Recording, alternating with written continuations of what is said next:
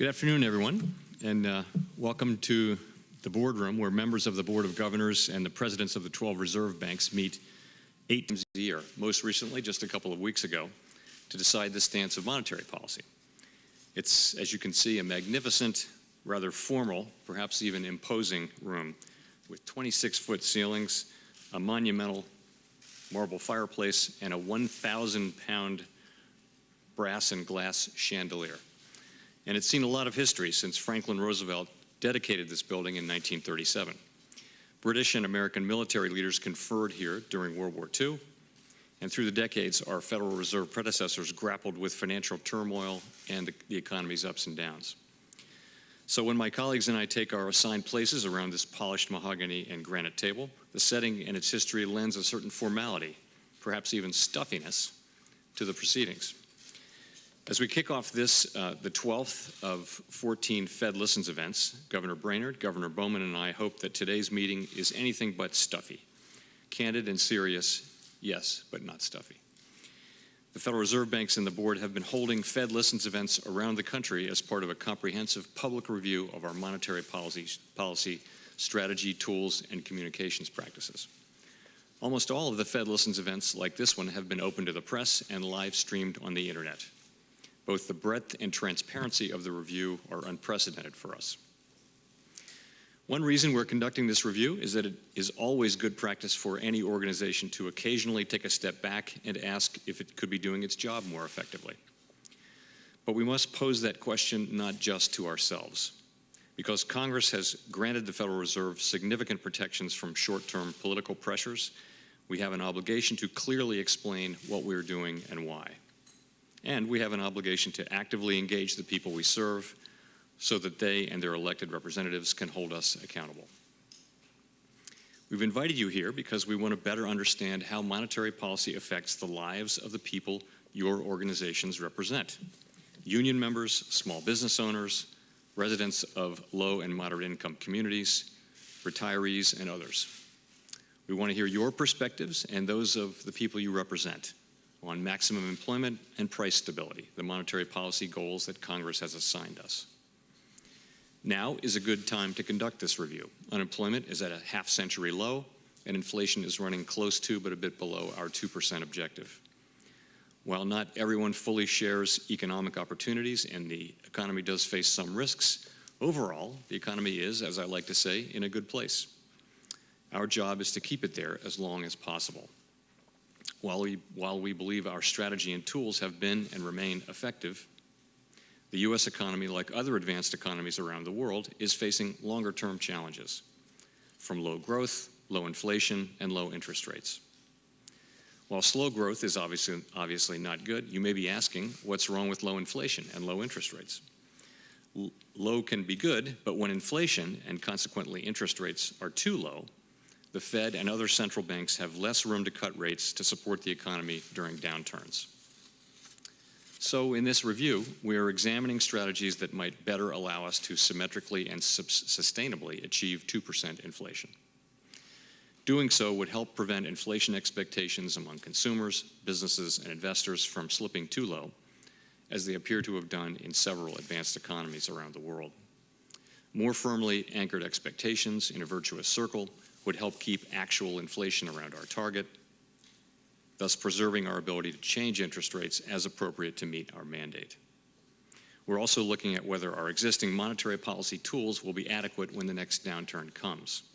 Finally, we're asking whether our communications practices can be improved to better support the effectiveness of our policy. After today, we have 2 Fed Listens sessions remaining, both later this month, one in Kansas City and another in Chicago. At the July meeting of the Federal Open Market Committee, my colleagues and I began discussing what we've learned so far in these sessions.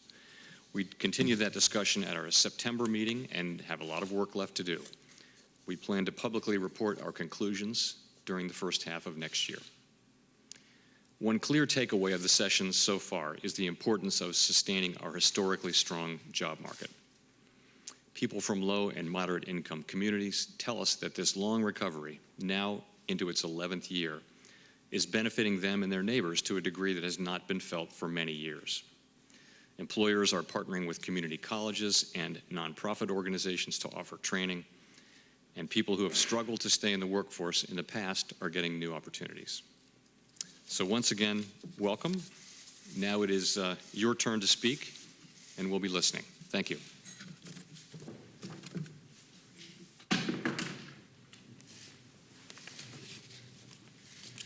All right. Well, I am excited to join the chair in welcoming you all here today. One of the most valuable things that I've found in assessing monetary policy is how critical it is to travel around the country and just hear directly from Americans about how they're experiencing the economy in their communities. And that's why it was so important to us as we embarked on this monetary policy review to go around the country and host panels in Fed Listens. I went to two different Fed Listens events. I learned a huge amount. That's why we're here today, is to get views about the communities that you're working with and hear a bit about how they are experiencing the economy. We're very fortunate, I think, in the U.S. that Congress put maximum employment right at the heart of our mandate, along with price stability. Given how central wage income is for the large majority of American households, our full employment mandate has served the country very well during this extended recovery. One thing that we've learned over the course of this recovery, I think the chair was referring to that, is there is no single number we can put on maximum employment that lets us know we're there. And that's why we need to hear from people how they're experiencing the labor market. So with that, I want to turn to each of our panelists. We're going to start with that focus on maximum employment, and then I'm going to turn over to Governor Bowman to talk about the second leg of our dual mandate. But let me start by asking each of you to introduce yourselves and your organization, and then we'll just jump into a conversation. So Denise, shall I start with you, and then we'll just work our way up? Sure. Thank you. I'm really pleased to be here. I'm Denise Scott. I'm the Executive Vice President at LISC. I manage all of LISC programs across the country. Annually, we invest about $1 billion a year in community revitalization efforts, partnering with government and the private sector, communities, banks, philanthropic community, and the like. We're in about 45 cities, including urban and rural, in about 2,000 rural communities. And the work that we do, really, our lens is comprehensive. So we believe that there's no one remedy that really is going to solve the problem. And so we're looking at strategies everywhere, everything from preserving affordable housing, working with small businesses and entrepreneurs, helping residents to gain skills, and the education and training that they need to secure living wage jobs. We're also investing in health care programs in schools and rec centers and the like. Our work impacts millions of people across the country. I just wanted to take a moment to share a few stats with you, acknowledging ahead of time that for all that we do, the scale of the problem is so immense that it really still isn't enough. But we still take pride in what we are able to accomplish. So with that, one of our signature strategies, which was actually innovated by the Social Innovation Fund a while back, is what we call financial opportunity centers. And here is where we are really serving hundreds of thousands of people to do financial coaching and education, helping them with financial stability types of training to help build credit, develop savings, and maybe even grow assets. This has been immensely successful because what we're finding is that the training is not just enough. And so when you combine the other aspects of financial feasibility focus for families, that you end up with folks who are really stay more attached to the workforce. We are also financing schools and daycare centers, over 400 affordable housing homes and apartments over the years, lots of community space that's really supporting some small businesses, arts and culture programs, recreation, and the like. On the policy front, what's becoming more and more interesting for us is how do we forge more multi-sector partnerships? And especially I'll call out a growing partnership between ourselves and the health systems sector. And just yesterday, as a matter of fact, we announced a partnership with Centera Health System and Optima Health in Hampton Roads, a $100 million investment under the banner of social determinants of health. The healthcare center recognizing that perhaps the issues that impact health might have a lot to do with things like housing and jobs, educational levels, and neighborhood conditions. And so more and more that's become a focus. I'll just end my introduction by just focusing just a little bit on the small business sector. Just to say that we've been investing in business-type ventures with not-for-profits over the years, are really forging more of an effort to focus on small businesses. Later on, I could talk more about what's in our way. But at the end of the day, the question for us around full employment, attachment to the labor market, the impact that this has on our families, we are beginning to call our work on the economic development and employment front a focus on the social determinants of employment. And so I'd like to be able to share more about that as we talk. Thank you. Thanks, Denise. So I'm Chad Moutre. I'm the Chief Economist at the National Association of Manufacturers. Today is Manufacturing Day, so happy Manufacturing Day. We're having about 2,800 events plus around the country really to celebrate manufacturing, to celebrate its importance in the overall economy, and hopefully to change people's minds about it being a great career to go into. It's also, next year is our 125th anniversary, so the NAM was founded in 1895 in Cincinnati, and so you'll be seeing a lot from us. Just think Got Milk, but for manufacturing. Over the next year, lots of activities planned under the Creators Wanted banner with an event kind of culminating next year in September. I think, again, South by Southwest, except for manufacturing in Cincinnati in September. So that's all kind of exciting.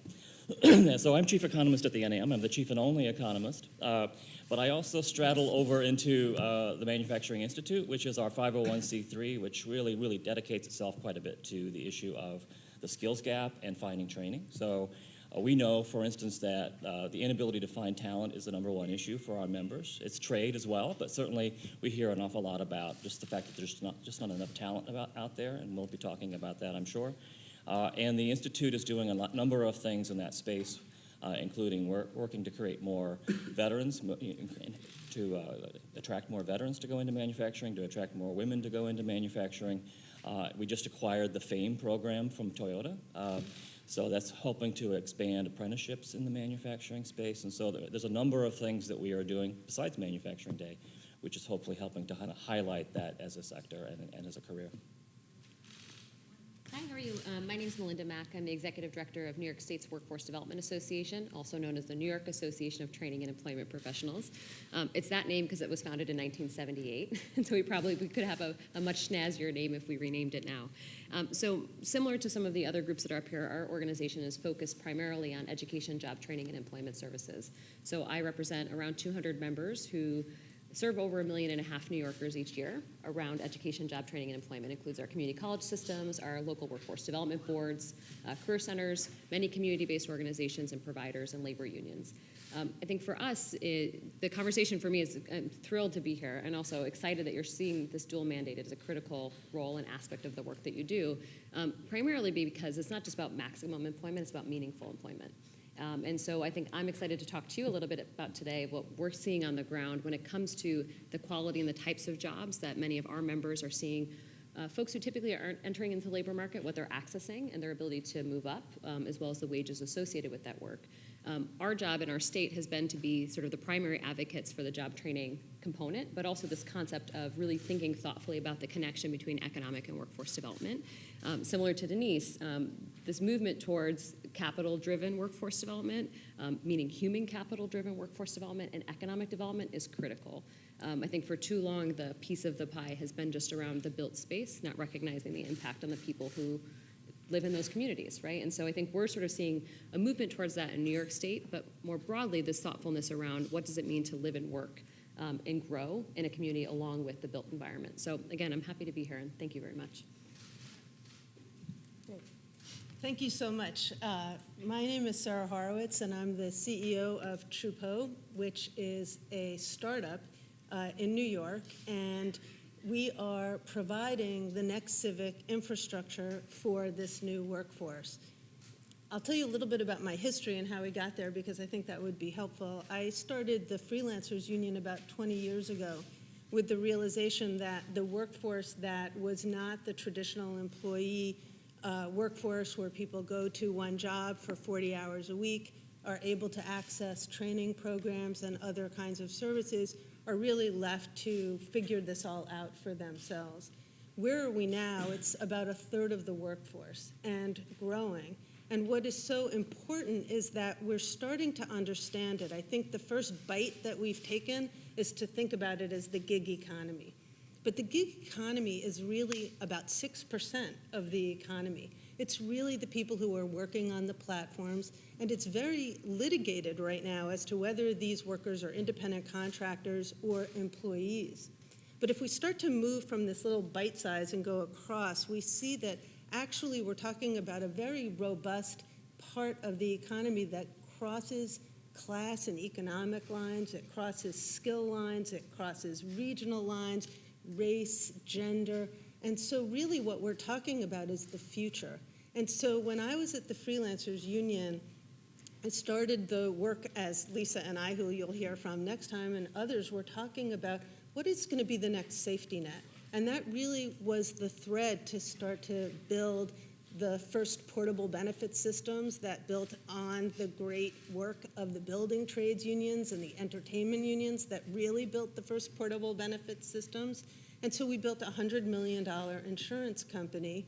And after the ACA, we had to sort of move and figure out what's going to be next. And so I then realized that we needed to start a startup, because just like every part of American history, the people who are affected, I believe, have to come together to start to build the solutions for themselves, to start to come together mutualistically to build the first kinds of benefit structures. So to provide some for health insurance, dental, accident, any kind of benefit.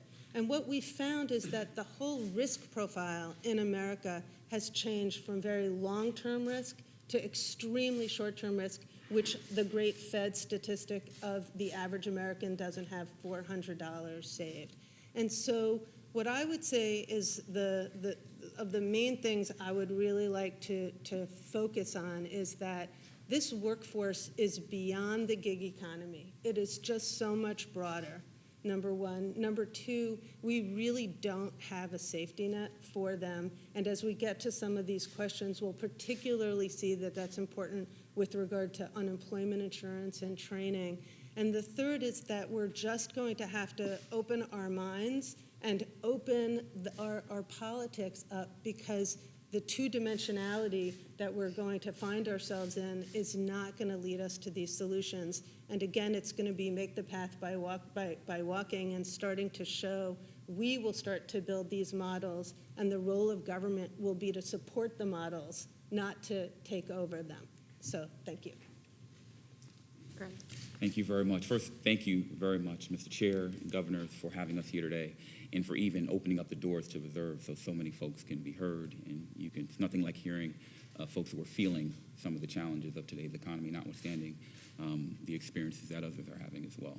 So I serve as the president of Broward College out of Fort Lauderdale in Broward County, Florida. My name is Greg Hale. I've been serving in that role for about 16 or so months now, and was General Counsel and VP for Government Affairs about 8 years before that, before assuming this position. And when I was talking to our board about pursuing this role, one of the most important things that we talked about was how was it we were going to make a difference in the communities that otherwise don't feel that difference through post-secondary education.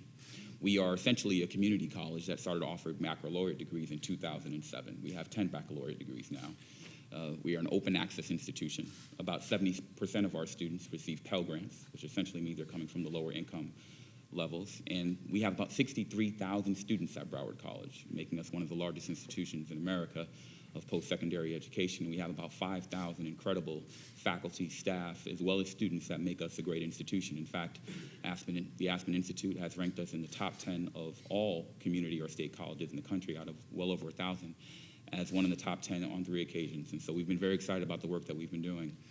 But notwithstanding the success that we've had historically, it becomes incumbent upon us to think about what differences we can make for those who are not necessarily benefiting from this economy. And we know that post-secondary attainment is critical to economic success. Every economist will tell you that, but notwithstanding, we know there are people who are not getting that exposure. One of the data points that we really focus on at Broward College is the reality that at about 50 years ago, the bottom quartile of income earners had about 6% of their kids graduating from college, and the top quartile of income earners had about 40% of their kids graduating from college, with baccalaureate degrees, that is. And you fast forward to close to today, and we're looking at the top quartile going from 40% of their kids graduating from college to 77% or thereabout, and the bottom quartile going from 6% of their kids graduating from college to a mere 9%. And so what we have been aggressively working on is how do we change that pattern of post-secondary access, opportunity, and attainment. And I'll even tell you a quick story that I grew up in South Jamaica, Queens, New York at a very difficult time during the 80s and 90s. And my mother decided that she would send me to school in a better neighborhood about an hour away. I was in third grade, I started that. And then in the 6th grade, it was 1989. And I was graduating from elementary school, and I was excited about it. And I actually told a classmate, "Isn't this amazing? We're going to be the last class of the decade." And he immediately responds to me, "No, we're going to be the last class of the millennium because we're going to graduate college in 1999. And that's the first time I'd ever heard the word college. I got lucky, and it was a fickle experience. And so the goal of us as an institution is to ensure how do we eliminate the component of luck, but make it a matter of clear opportunity that is available to all those who need it. So thank you very much. I look forward to continuing the discussion." Well, thank you. So this morning we heard unemployment, 3.5%. I mean, if you thought 10 years ago, right, 3.5% would have been quite a jaw-dropping number, lowest unemployment rate we've seen in 50 years. Does it feel like full employment in your community, or the people that you're helping to connect to jobs, or the people that you're helping to provide security for? Does it feel like full employment, and how does that differ from perhaps how it might have felt 10 years ago? And, you know, Denise, do you want to jump in, and then we can move around? In many of our communities, it does not feel like full employment. And it doesn't for a number of reasons. In part, back to the concept of social determinants of employment, there are so many variables that really impact the ability of people to get a job, to stay attached to the workforce, to skill up in the workforce. And then the barriers are anything from the quality of the housing you live in. Is it making you sick? Are you missing work because of it? Do you have to move so often that you can't maintain enough time to get tenure in a job so that you can advance? Or are you in a situation where even though employers, in this market, employers tend to reach down, they're looking for more diversity in the workforce, they're willing to make concessions, which is all a good thing. And so people maybe with not the right amount of skills, but the right basic skill sets are employable in this market. But you're not employable if you're in a rural community and you can't get to work because you need a car or some way to use some form of access in order to get there. So those are some of the barriers. We talk to employers who tell us that they really do want to see that workforce at the entry level move up, but it's so unstable. Their attachment to that workforce is so sporadic that what ends up happening is that the movement of people really in search of housing is causing this non-attachment, or that there are training programs that might be available, but the length of time of the training program becomes a barrier in the sense that people would prefer to take a low wage, not necessarily a job where you can advance, because it's immediately available, whereas the training program will take a lot longer for you to prepare for. In Denver, the city decided, along with a number of employers, Enlist, the Housing Authority, that maybe a good option might be to offer a rental subsidy.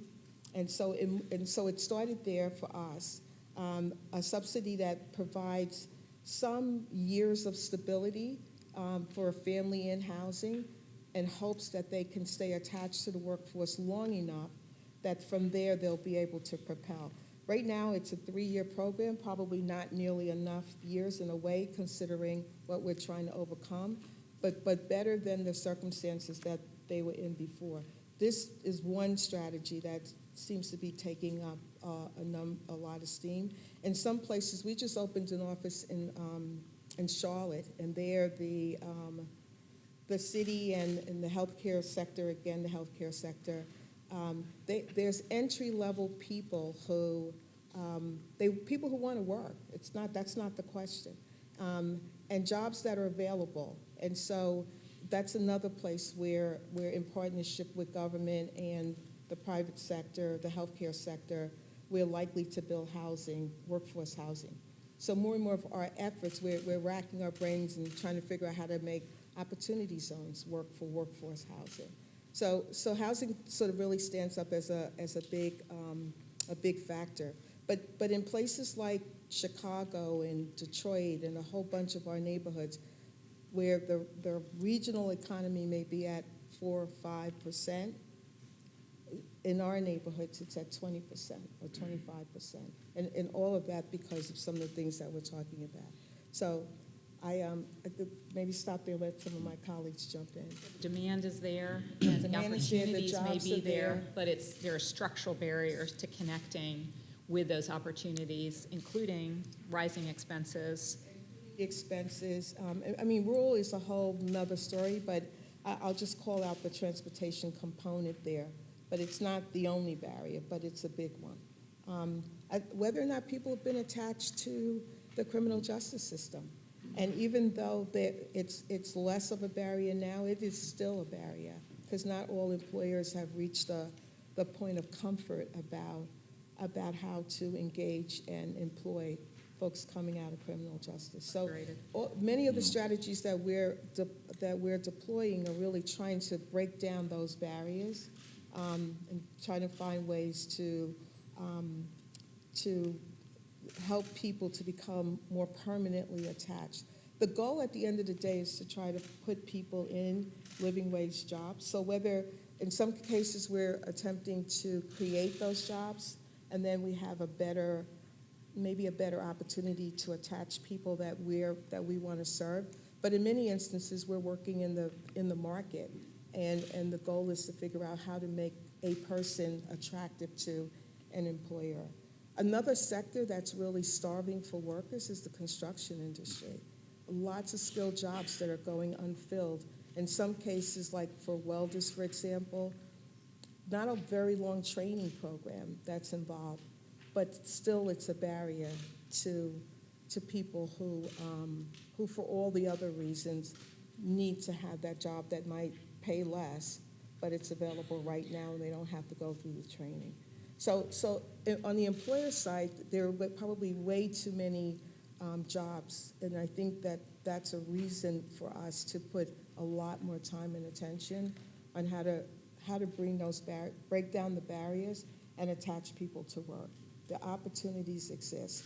While this market is strong, it'll be a different, as you said, it'll be a different ball game when the market changes, and so we're losing a lot of time in a way that we don't have stronger strategies to remove these barriers. Now, Greg. Yes, please. I completely appreciate what Denise is saying around particularly the opportunities and the barriers that exist, particularly when you talk about post-secondary attainment. Some of the barriers are a little amorphous, right? You're talking about communities that they don't have family members who've gone to college, they don't have neighborhoods, they don't have friends that they can rely on, and don't necessarily perceive college or post-secondary attainment as an obvious next step for them in life. And in the worst case scenarios, like many of the students who are with us, they may have been told that they're not capable. All right, so we're trying to address some of those more amorphous challenges, but then there's just the reality of I can't get from one place to the next. And perhaps it's because our students are average age 27 years old, they're working, they're part-time, they have children, they have a lot of other obligations. And so one of the things that we think about doing is how do we make sure that we are actually penetrating communities and making sure we're doing the best that we can to ensure that opportunity is available to us. Most of us in this room probably have college degrees. If we have children, we've probably talked to our children at a very young age about the potential for them to achieve post-secondary education. And so we're not necessarily going to be in everyone's homes, but as a post-secondary institution, we talk about how we can own some of this challenge. And so when I became president last year, one of the things that I asked our team to do immediately was, notwithstanding the 3.3% unemployment rate, to take a look at what are the college-going rates and post-secondary attainment rates, as well as the unemployment rates in every city and every zip code in Broward County. And as Denise mentioned, notwithstanding that broad-based, very healthy unemployment rate, we saw a number of zip codes with 10+% unemployment. And of course, the corollary was that they had very low post-secondary attainment rates. And if you talk to our students, you'll hear the voices of students who say, I walk 4 miles every day to get to class. Well, I love the will that that student has, but there is a reality that many folks cannot overcome that distance. And so what we've actually started to do is actually bring post-secondary education into the communities that need them most. Oftentimes we sit and wait and say, if the students can get to us, then we'll take care of those. And if you can't, well, I hope you can figure it out. And one of the things that we're hoping for on a broader scale, but certainly we're doing at Broward College, is saying, what of these challenges can we own? One, if we go into your community, the heart of a community where perhaps it's $24,000 a year is the average income for the family. And if we can place ourselves in the center of those communities and live there and provide post-secondary attainment, not bounce in and out, but to live in those communities so that when a student or a mother or a father is walking between their home and the bus station, they know that post-secondary opportunity is available right in their community. And so in the last year or so, we've been able to do this, and we've been able to grow some of this work as well. Now, many would think, are you going to have a new building there, particularly at a time when per capita funding for state colleges is down? No, we're not going to be able to do that. But there is the opportunity to partner. And so we've been partnering with organizations like the Boys and Girls Club and the Jack and Jill Children's Center and library systems where we can actually live in those organizations, providing classes that can be available to the parents of the kids that are typically served in those organizations. Or you look at the library system, which is typically underutilized. They have space for classrooms, they have technology, the infrastructure is there, and so we've partnered with classrooms and organizations like the Urban League, which have been great partners. And not only that, we're watching municipalities really engage. They know their constituency. They know what their numbers are. They know the pain that their citizens are going through. But most importantly, they know that if post-secondary opportunities were available, they could change the face of their communities. And so now we're partnering with municipalities, providing classes and coursework living in those communities that are embracing us. And so in the last year alone, we've been able to serve nearly 700 students by way of going through these programs. We're now getting the stories coming in where students are going through the programs. In fact, some of them have lost jobs. They've been able to get a certificate, just a certificate, in supply chain management or IT or aviation, and be able to now translate that certificate into jobs making $50,000, opportunities that otherwise would not be there. So I think about how we can be more creative about getting into those communities where we know those attainment rates are very low. And then even from a policy perspective, how do we own that? What are we trying to do for attainment rates in those most challenged communities? How are colleges trying to increase their enrollment of students from those most challenged communities? And then, of course, as we look at social mobility and economic mobility, how well are colleges playing in that space? The program we've designed is called Broward Up, designed for students who are coming from these communities.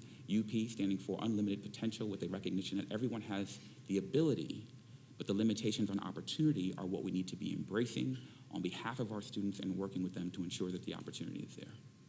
Sarah, I'm going to just ask you to reflect a little bit on the kinds of workforce attachments, the folks that you're focused on.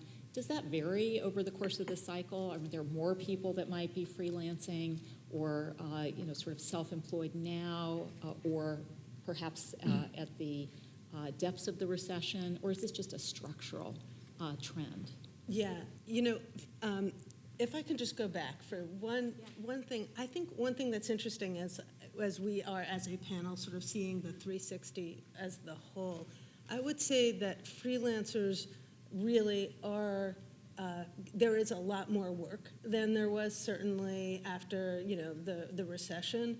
The real story, I think, is the hollowing out of the middle class, that they're really not making the same amount of money in real dollars, which I think is shocking. So I speak with so many freelancers, and what they will say is, I'm a graphic designer, I'm a content provider, I literally am making less money than I did before.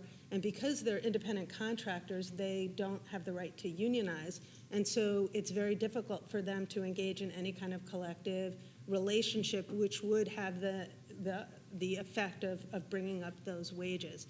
Now, what I think is interesting is that you could almost see the rate at which freelancing has gone up nationally if you look sector by sector. So if you looked at it maybe in the 1970s, you'd be seeing it in media and publishing. But now what you see is that almost every single sector has a freelance component to it. So I think that's one thing. The second is I think that we're just seeing the rise of just an incredible number of work platforms that are coming out, so that there's a way, if you don't have the network, that you can enter into. And that's a whole other conversation, but I think that that's a change, and that's how people are coming in. And then moonlighting. People are having a side hustle, trying to figure out, is there an opportunity for that? So I think the real answer in a sentence is yes, it really is structural, it really is changing, but you're seeing the nuance within. I think the really hard question is, how are we measuring it, and how much is enough? And when I was trying to think about that and coming over here, I wondered if we could channel the people who came up with the consumer price index. Let's just take that cart and go around the supermarket and figure it out. And I think that that's the kind of exercise that we're going to have to ask ourselves as a country, which is, how much is enough? And I would say that what is enough? That I have affordable health care, that I have an affordable place to live, that I'm not in debt, that I have enough that gives me some sense of security and optimism. What that is what is going to be the defining question of this next era, I think. In that spirit, Sarah, what in your thinking or experience accounts for the decline in wages at a time when the rest of the labor market's getting tighter and tighter and wages are moving up, but among freelancers? Yeah. So as I see my friends from the AFL-CIO, I would have to say that number one is really a lack of organization, and that typically one of the major pathways to the middle class, meaning how we increase wages, is through unions. And I just don't see how you read history any other way. So I think that's one. And then I think there really is so many people, it's so easy. I'll give you actually a good example. When I've been talking to freelancers and talking to people who are voiceover artists, what they'll tell you is, it's a skill, and if you're great, but the technology is so simple to get into the market that anybody can buy the technology, put it in a quiet room, and you're a video artist, and you can undercut the other people who have been doing it a much longer time. I think that's an example of technology. With Completely. technology. Yeah. Interesting. One other, just on the middle class, I think many people left the status they had when the market changed, and they never got it back. They never got back the job that they had before the market went down. And that, I think, is contributing to the growth in the industry where people have become entrepreneurs, because that became a better alternative to the job that they once had that just never came back. Maybe some structural forces, and then accelerated by that really sharp downturn. Let me turn to Chad and ask you to reflect on the flip side of it from the employers. So is there evidence that the tightening of labor availability, is that giving greater bargaining power to some of the workers? Are you seeing actual wage and employment benefits demands going up in a noticeable way? So are there pockets in the economy where you can see those kinds of pressures? So you noted earlier, Governor Brainerd, that we got job numbers today, so obviously they were negative for manufacturing. And we've seen a softening overall in manufacturing growth this year, about 4,500 this year on average per month, relative to last year was 22,000, so the best really since 1997. And I also noted earlier that really for 8 straight quarters, we've seen our manufacturers say that this is the top issue, right?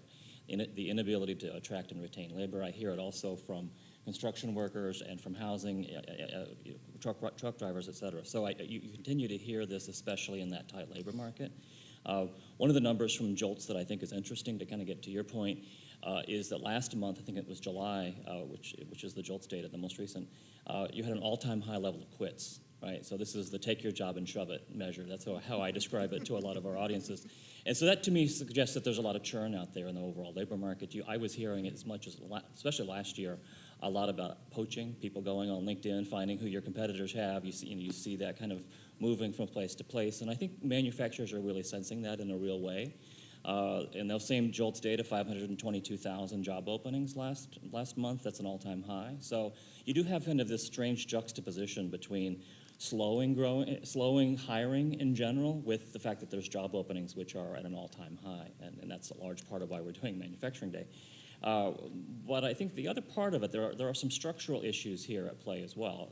I was talking to Nancy earlier about the fact that we have about 35% of our members who say that they want people who are almost eligible for retirement to stick around a little longer, right? Because there's not necessarily a next generation of worker waiting in the wings to take those jobs. And so you don't want to lose that institutional knowledge. You don't want to be able to lose that talent. And we actually did a study founded by the Sloan Foundation, really to look at what manufacturing members were doing, really with that aging workforce to try to get them to stick around a little longer, but also some of them were doing phased retirement, some of them were doing mentoring of younger workers. So I think all of those things are kind of at play. And then the other structural thing that I'll say is that there are perceptional issues about manufacturing. People still think it's dark, dirty, and dangerous. I think that's partly the truck driver issue as well. Not to pick on them. But I think changing those perceptions is huge and convincing folks that, no offense, Greg, but you don't need to have necessarily a college degree. There are many people, I have a PhD, so it certainly is good for some folks, but not everyone has to go and get an actual college degree. There are certifications out there, there are apprenticeships that you can get. There's other forms of trading that you can get that I think are also helpful. And so changing those perceptions, I think, goes a long way. I was meeting with a group of manufacturing employees, I think it was last week or so. None of them obviously were on the shop floor. They were all doing accounting and government relations and other stuff. And I said, I won't say who the company was, but I'll say, do you think of yourself as being a manufacturing employee? And of course they don't, right? They're doing accounting or whatever else. And I said, but you are. You are in the NAICS code of 31 to 33. So I think changing those perceptions, I think, is another kind of structural hurdle that I think we're trying to overcome. Melinda, just to speak a little bit, are employers working harder to partner and find workers, upskill them, pay them more? Are you finding that really change in the intensity with which people are trying to find skilled workers and invest in skilled workers? So I think the answer is sometimes, because I think it depends on the sector or the industry. I want to take a giant step back just to be really clear on what we're talking about. In our state, 41% of New Yorkers have a high school diploma or less. That's not uncommon across the nation, right? And so when we're talking about even being able to access something like community college, it's a very large leap to get from low basic skills into meaningful employment. The other piece, just to juxtapose, is that the top growing jobs in our state pay less than $27,000 a year. And so when you add on the transportation costs, the childcare costs, the additional skill-based training cost, it is not fathomable or possible in many ways for folks to find this pathway. And so I think one of the things that we're finding as we talk with folks, this idea of a good or better job is meaningful.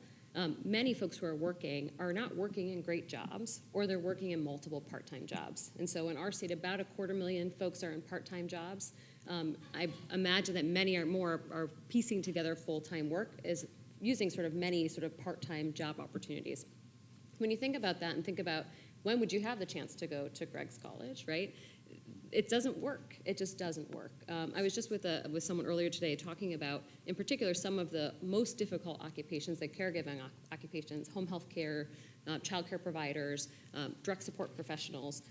The wages are dictated by Medicaid, right? And so the ability for you to even be able to raise wages associated with those really critical positions in our economy are very limited. So to say, are people engaged? Yes, for the most part, but I still think we're struggling with this concept after the recession where folks had credential creep, where folks sort of crept up and said, what you need to do this job is an associate's degree or a four-year degree, or some sort of credential, where ultimately you're working as a cashier. You probably don't need an associate's degree.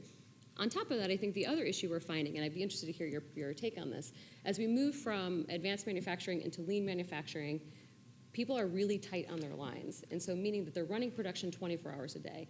The ability to pull someone off the line to go into training is really limited, but in addition to that, they've actually dramatically decreased their availability of training resources internally to be able to support worker retraining. I don't know if part of that's because they anticipate the fact that the turnover is going to be high, so the reinvestment in the poaching is something they don't want to invest in. However, what it means is that the worker is having to bear the full cost of the retraining effort. And so this balance of sort of how you engage employers around this is good for their bottom line is something I think we're still struggling across the country. You go to countries like Germany or to Switzerland where they really think differently about how the employers invest in worker retraining. We're not at a point yet in our country where I think workers share the responsibility with the business community around the investment in job training. I'm going to switch focus and start to provide a bridge to the next panel, but I also didn't want to completely monopolize if Governor Bowman or Chair have a question. Otherwise, I'll just keep going. Keep going. All right. We'll jump in.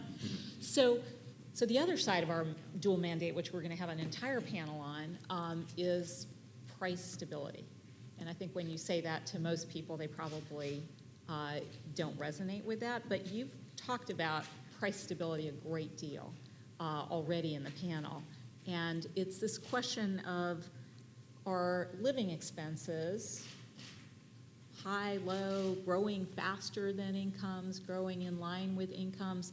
What would you say your communities are experiencing? And if they are seeing some kinds of expenses growing faster and some slower, can you give us a sense of how that divides up for, an average household in the kinds of communities you're interacting with? So. Yeah, I think it's a great question. So there's a report that the United Way produces called the ALICE report, Asset Limited, Income Constrained but Employed. And of the 3.5 million households in Florida, about 46% of those households are ALICE population. These are essentially those who don't have the income to support what it costs to live in a home, what it costs to pay their utilities, what it costs to do all the things that we know are going to be important to a sustainable life. And that's an important number. And to be honest, when you think about Broward County in particular, it's a data point that it's unfortunate to have to share, but we are the worst in the nation when it comes to congruity between your income and the cost of living. It's incredibly expensive, and it's a challenge for all of us to work on fixing. And of course, post-secondary institutions have to think about what role do we play in doing that. So when we think about the jobs that we're getting for our students, we want to make sure that those are jobs that put them at a level. And by the way, let's not forget the benefits cliff that the Federal Reserve has been working on and addressing that issue as well. That's a key component of the discussion.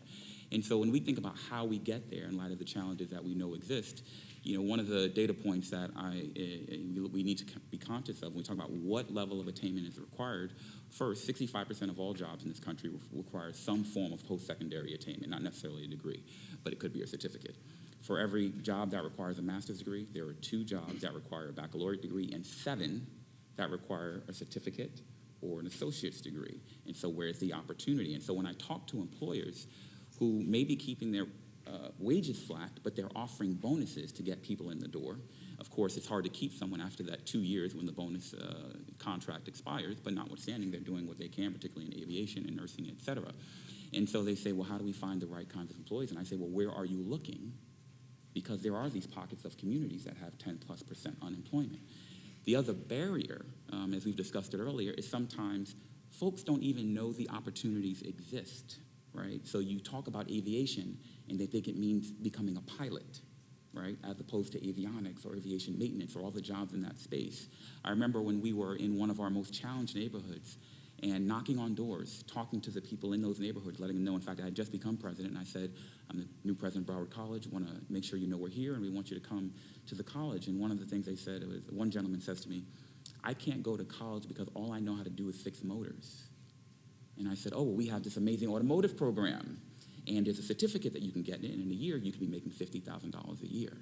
And by the way, that certificate ladders into an associate's degree if you want to go there and get an associate of science and be making 40 to 50 or more beyond that as well.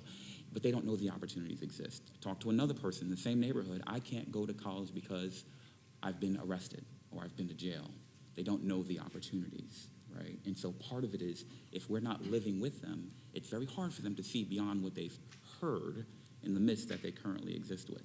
But we have to tie that to the employer opportunities and make sure, to the point again that was raised earlier, employers have the understanding, and this is the great opportunity for the economy that we're in, right? For employers to be saying, well, I can't find anyone, and us saying, well, here's where they are, they have the will, ability, and by the way, they know how to fix motors too.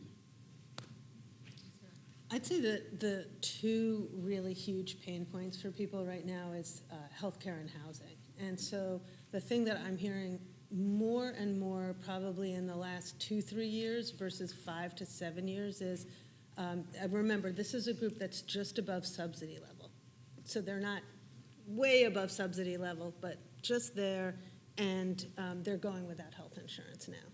And it's just because they can't afford it. And I would say the second sub is they don't feel value, but I think that those statistics will bear that out. I'd say housing is another obvious one, both for rental and for home ownership. And I think one of the other things is, you know, when I started with Freelancers Union 20 years ago, you'd say, well, where are the freelancers? You know, Brooklyn, San Francisco. Now you really see that freelancers are really moving to every tertiary city in every state because the housing costs are available, which I actually think is going to be a great trend in a funny way, but it's not going to be out of a position of strength. It's really because they're struggling with that. So I would add, sort of on top of housing and transportation, childcare is an incredible, undervalued challenge in terms of really reaching full employment. I think in our state, obviously, women are probably most impacted still in terms of being able to access and have available childcare. As a parent of 3 small children, the only reason I'm able to be here today is because I have regular, stable, affordable childcare in the fact that my husband stays home with our kids, right? And so I think one of the challenges we're finding is, in particular, if the childcare subsidies that are available don't allow you to access available and affordable childcare, and you have to make the choice between going to a bad job or putting your kid in unsafe childcare, you're going to stay home with your child. And so I think the availability of affordable childcare is incredibly important, but it goes back to this caregiving conundrum. We have increased the quality standards for childcare, as we should, but it also means you often need to have an associate's degree or a baccalaureate degree to provide childcare in our state, yet you're still only making minimum wage. And so, again, there's this conundrum around it's a limitation on the availability and ability of folks to work, yet we can't quite subsidize our way out of it in order to be able to make the issue go away.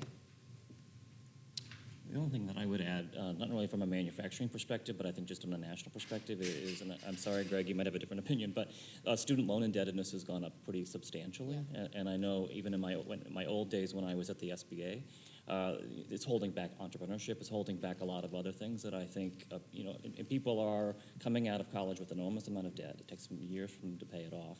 And it, I think, takes away some other opportunities that are out there that, in terms of starting households, et cetera, that I think are some pretty profound challenges. Let's go to Denise, and then I'll let you come in on student indebtedness, too. Mm-hmm. Yeah. I would reference the Alice report as well to say that 51 million households are struggling to pay for housing and health care and food and transportation and child care. Nowhere in the country, not in urban or rural places, are people working with moderate wages able to afford a 2-bedroom apartment, not a single place. And so that just begins to tell you. I think the other thing that contributes to the value of the wage that you bring home is what else do you have to go with it? And as federal, especially, benefits begin to diminish, that is having an impact in a lot of households, immigrant households, people at the lower wage level where there may have been some form of benefit that they were qualified for. As the value of that begins to diminish or even just access at all to it, then that wage no longer goes as far as it once did. So, one of the things, that's such an important issue when we talk about debt related to post-secondary attainment. And one of the things that I always get concerned about when particularly when students decide before they've ever looked at whether they want to retain a college degree, they've decided, particularly from our lowest income communities, that they cannot afford it. And they don't necessarily know that at a school like Broward College, it costs about $82 per credit to get a degree or a certificate, or degree primarily. When you include tuition and fees, you're talking about $117 per credit. When you're talking about an associate's degree, you're talking a total of $7,000. And we're one of the unique institutions that offers baccalaureate degrees. When you do add that on, you're talking about an additional $7,800. So you're talking about a baccalaureate degree for $15,000. And probably most importantly, and this is a statutory obligation of ours, but it's something we own anyway, regardless of the statute, is that these jobs are designed to meet these degrees, are bachelor's in science or associate in science, designed to meet workforce needs. So that means at max, you've incurred $15,000 to get a job making $45 to $50. Now I say at max because, as I mentioned earlier, 70% of our students, particularly, and this is not atypical for community colleges, they come in and they're Pell recipients primarily, which means all, most, or maybe just a little bit, at least some of their debt is covered by federal Pell. And so by the time you're done, we've looked at our data at Broward College, we know that when our students graduate with an associate's degree or a baccalaureate degree, very few of them, a small percentage of them actually have debt upon graduation. And so you're looking at but it's the $1.6 trillion story is an important story. But post-secondary debt, as well as cost, is very dynamic. And as we think about the opportunities to provide certificates to students that ladder into degrees, the most important thing is to make sure that's not disguised by a fear of what's possible or the cost of attainment, particularly in these institutions like ours that are doing so much to ensure that those costs either are nil or don't exist by the time they've graduated. So I'm gonna ask two more questions, and then I think we do have time to invite the audience to ask a few questions, so I'll just give you that heads up in case there are one or two people that want to ask a question. So we have heard, I think so far, that the economy is a heck of a lot better than it was. There's a lot more employment opportunities, although it doesn't really feel like maximum employment for some of the people who are more marginal. But there are opportunities to upskill. Wages are growing, but they're not growing as much as housing costs and healthcare costs. So mixed picture. Flip side, how much do you worry about your communities if the economy were to weaken from here? And what would you be watching for as a potential sign? And how do you think that would affect the progress that you've been making? And I'm going to start with Denise on this one. I guess in some ways, the communities that we work in, I'm not sure there's a big difference from their perspective anyway, I would say, between where we are today, where there are so many opportunities because of the barriers, they're not really benefiting. So the change, I think, at the level of community perception may not be, they don't see a difference. What we see as an industry is that because we know that the job market is, let's call it plentiful now, that we want to figure out ways as quickly as we can to take advantage of the opportunities, to try to get more people attached in ways that are sustainable. So it's an interesting dynamic if you're living in many of the communities that we're living in, that when we talk about all that is available, that folks are just not, so it's not very different for them. We would probably do a lot more if we could. And one way that we think we can is to create more opportunities for small businesses in some way. Because we think that we can, perhaps if we could help better sustain that sector of the economy, we could possibly keep more of the folks that we want to get employment for employed. With the barrier for us lending to small businesses, credit enhancement. I mean, at the end of the day, we can't make the credit analysis work for our credit committees, basically.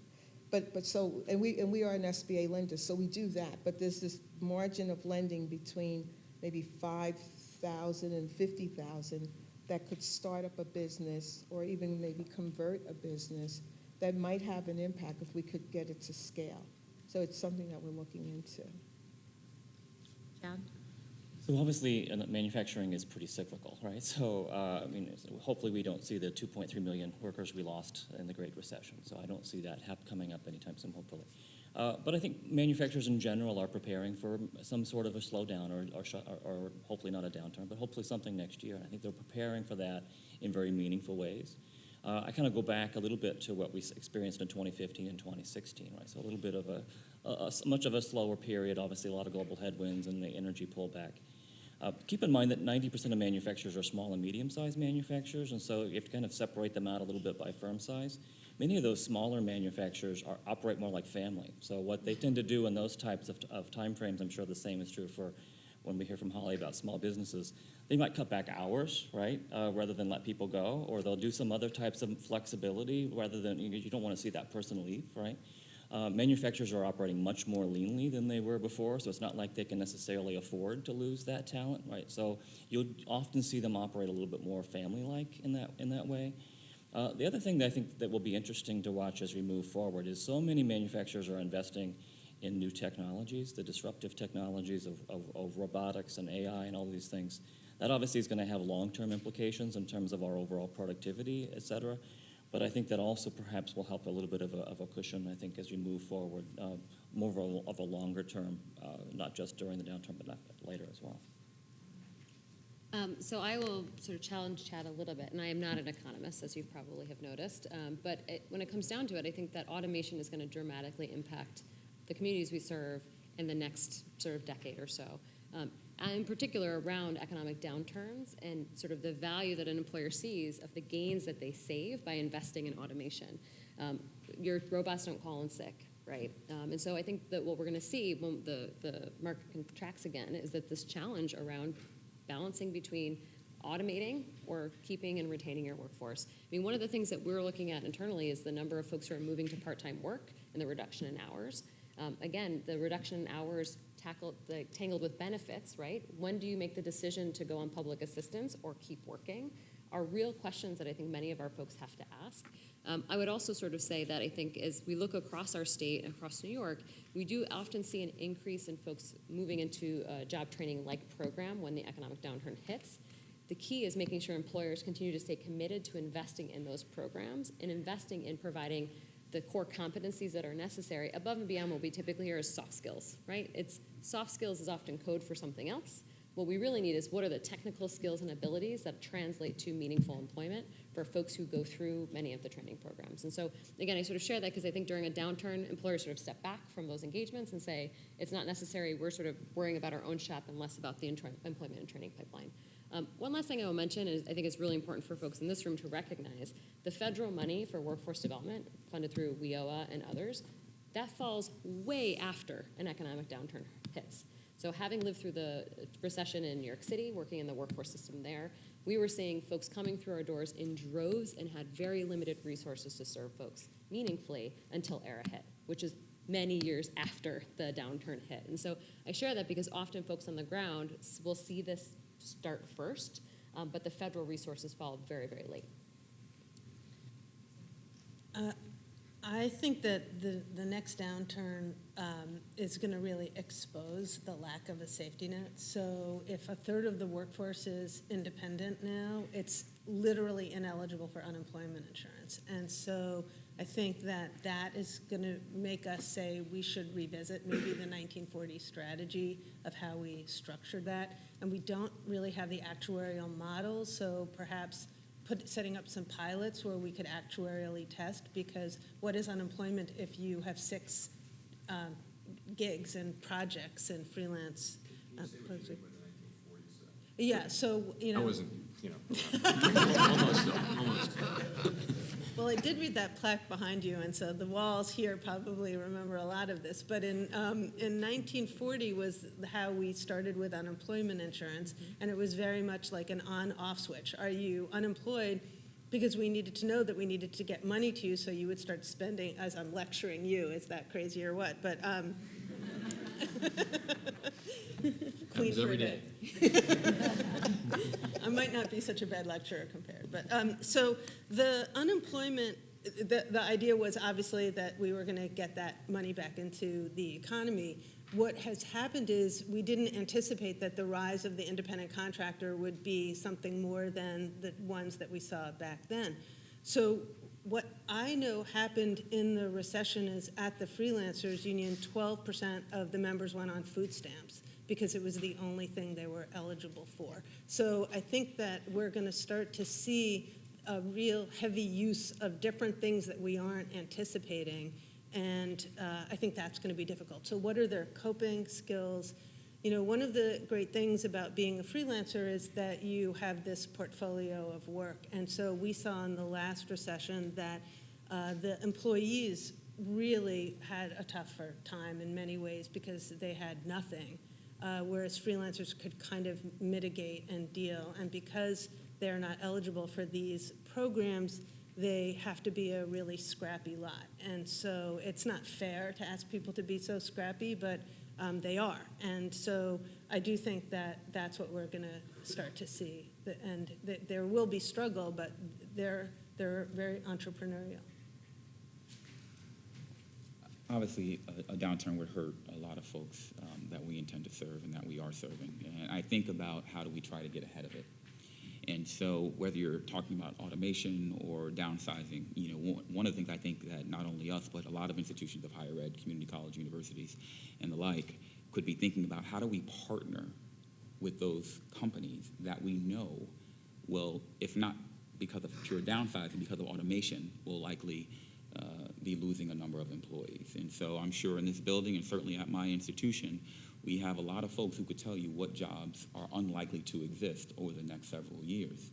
The question becomes, where's the opportunity for intervention as an institution of higher education, one that is designed to retool folks at the technical level as well as through the degree level, to work with those organizations and say, where's the opportunity for us to retool either within your organization, because notwithstanding the fact you may be losing someone here, you surely have needs over here. And then if it's not retooling within the organization, then it's retooling potentially outside of the organization and looking at where those opportunities are. The other side of it, if you will, is to think about, as we educate our students, are we making sure that our students are educated in a way that teaches them to be entrepreneurial? And I don't mean it in the most typical fashion of starting a new business. That may be part of it. But to be thinking about whatever industry that you work in, to be conscious around what's happening in that industry, not just at your desk. And where are the opportunities around the bend where you need to be retooling your skills? Because at this point, because of the dramatic change that we see, we know a lot of jobs that won't exist that are here today, and we have no idea what the jobs are that will be here tomorrow. We have to have folks who are thinking about the potential for changes in their industries and continuing to get retooled. The times of getting a degree or any attainment and stopping there, I think, are long behind us. For the most part, people will need to continue to get retooled and reskilled to adapt to the market that exists in any given time. So I'm going to just ask you to switch focus a little bit. So we've been going around and listening, but of course we also communicate a great deal. And we don't traditionally orient our communications to the kinds of communities you interact with the most. But if you can just reflect a little bit and give us any thoughts you might have on how we can communicate better what it is that we do to the communities that you're serving in ways that actually touch them. So I don't know how we want to start. Would you like to jump in? Thank you. I think we work with the Atlanta branch. I think they do a fantastic job of reaching out to local organizations. I would be thinking around the potential for enlisting local ambassadors to the work that you're doing. Obviously, the transparency that you're providing here is incredible, but to be thinking about who are the local ambassadors in the community that you're working with and who can help spread your work and also just be conduits of information, whether it be from the community to the reserve or vice versa. And surely you wouldn't have any problems doing that, but I think it also, as you think about touching those communities. Part of it is just reality. Chairman Powell, candid conversation, right? Part of our local communities have no clue of what the Reserve does oftentimes. And oftentimes they don't necessarily trust information from folks they don't know.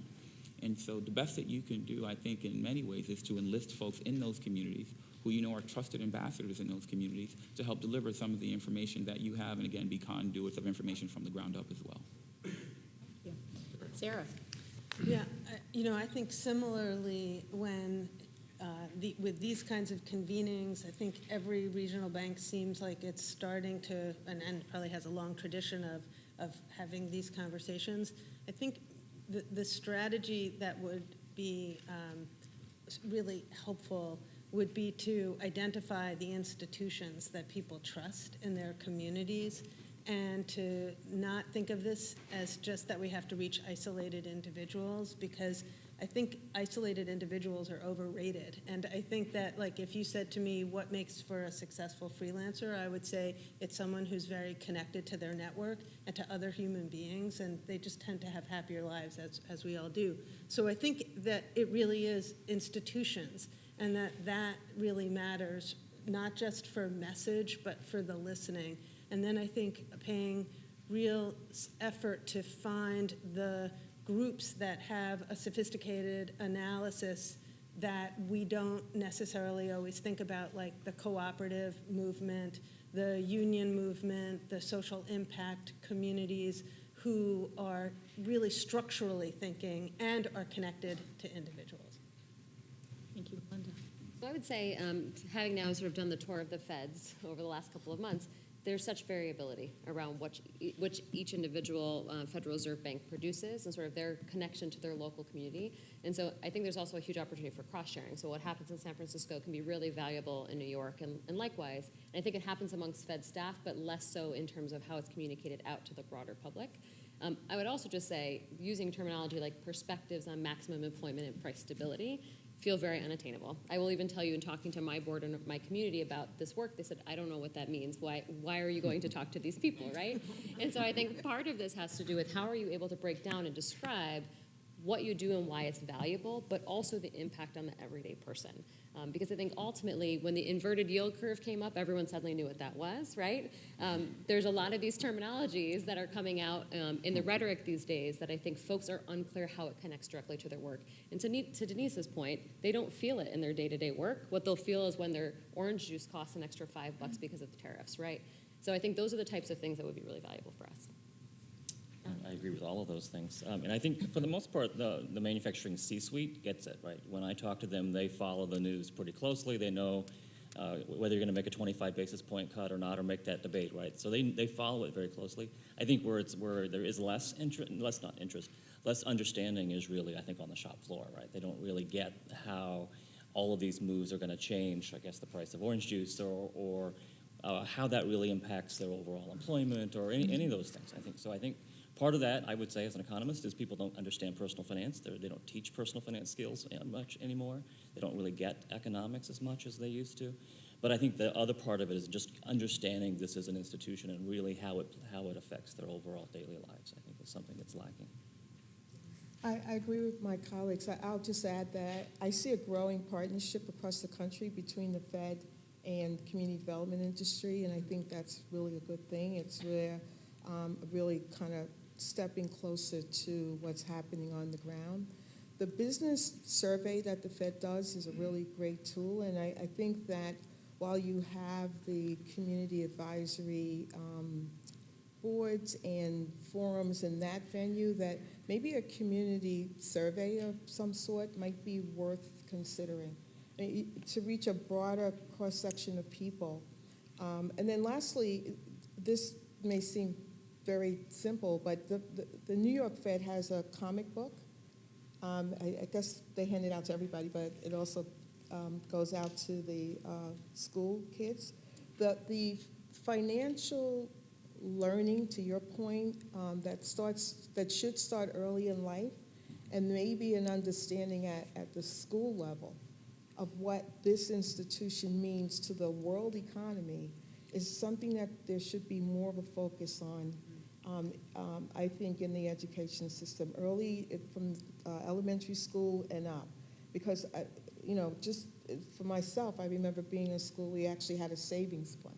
Probably helped shape some of what I think about and what my curiosity about the markets came early in life. So that's just something that the Fed could consider as a partnership with communities. But I think the community survey might get at some of what you're asking us to talk about here. We're pulling it up from the various places we are, but you might also be able to get at it in some more systematic way regularly. Yeah. Right, these are all good suggestions, thank you. So now what I'm going to do is invite, if there are some questions from the audience, and I think we have a microphone, and I would just ask you to identify yourself and your organization. Carl Smith, Bloomberg. Denise in particular, but I guess also Gregory and some others.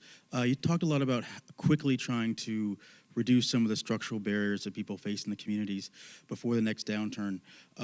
If you knew or were confident that you had like 2 more years of plentiful jobs or 3 more years of plentiful jobs, how would that change the structural barriers that you're able to break down or what you're able to do to get people to employment?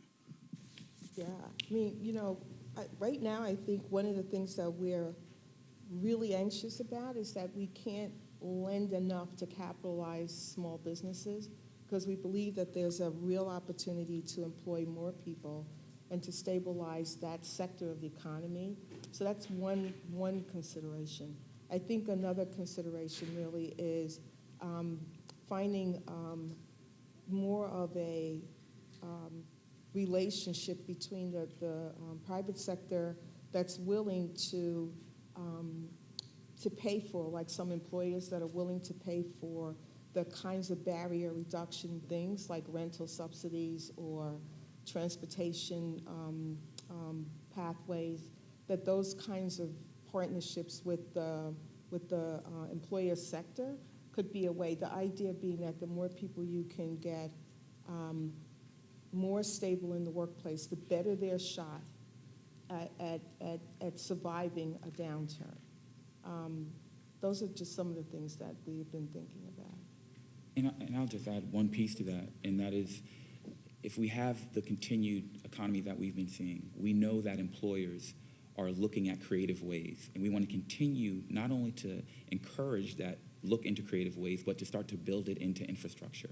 And so when you think about that, think about the potential for, as we look at the pockets of the communities that need employment the most, and saying, what if we built into our infrastructure, not only do we have the post-secondary programming in those communities, but on the back end are guaranteed roles, positions provided by employers. And maybe we don't look at the jobs that we know, are so subject to the economic downturn, but maybe we look at areas such as aviation, where we know that there's a shortage for the next 10 years, or we look at information technology, where we know there's an infinite shortage, or healthcare, where we know there's health sciences, those areas, and think about how do we start to build frameworks for infrastructure that can not only withstand the next 2 to 3 years, but can exist for at least as long as economists are telling us these opportunities will continue to exist.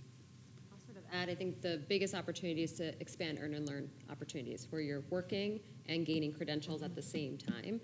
So it's not just about access and exposure, but it's about the skill building that's associated with what keeps you sticky in the labor market. And so if you're not gaining the skills, the odds of you being able to weather the storm, as Denise described, are really limited. And so I think employers are more willing to do that now. They also are more willing to put some skin in the game. It's about how you create those structural relationships that allow for that to continue when the downturn occurs. So I think, yeah, we had a question back over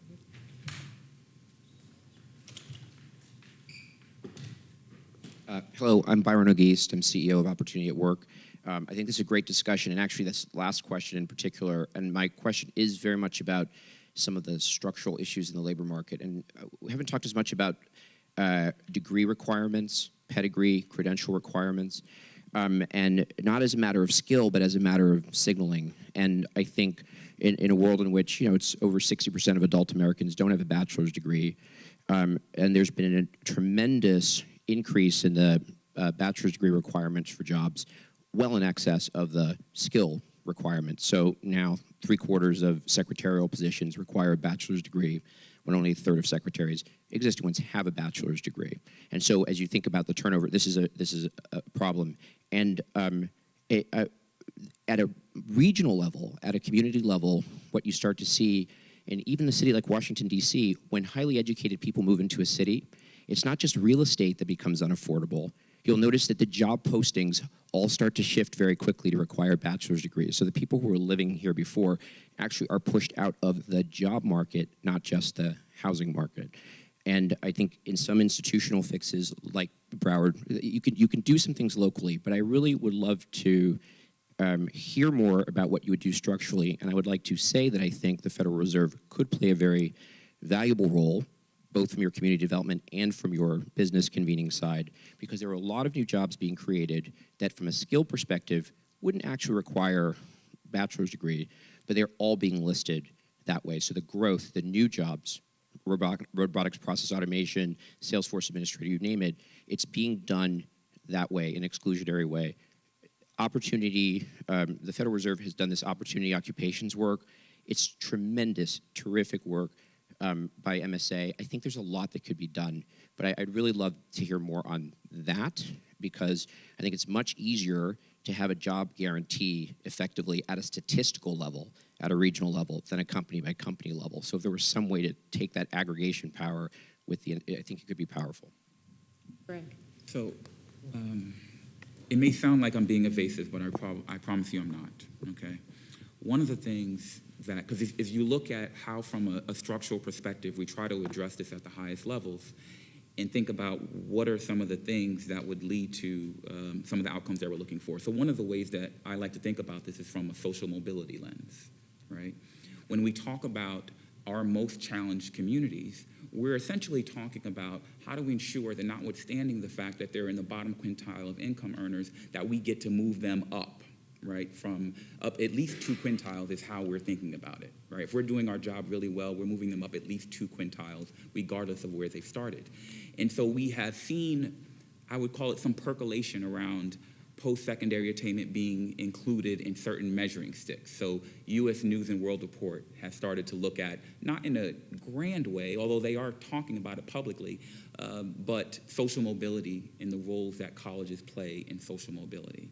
And of course, I know many folks in this room are familiar with Professor of Economics at Harvard, Raj Chetty, focusing on social mobility, and we've been working very closely with his office on looking at, frankly, how do we, and hopefully others embrace this as well, become the best when it comes to social mobility. And when you look at it at the state level, although we haven't started to see that in performance funding, which has really started to become the new way of funding of state institutions, is there an opportunity for states to say, we're going to start to hold folks accountable or incentivize social mobility as a component of their funding? And now you've built in, at least to some extent, an infrastructure that says the state's leaning toward, we're in Florida, we're looking at 60% attainment at least, but not the social mobility component yet, but looking at where you can build that in to regulatory frameworks that can allow institutions of post-secondary education, as well as organizations, nonprofits, and otherwise, to start to coalesce around that. And then maybe you can start to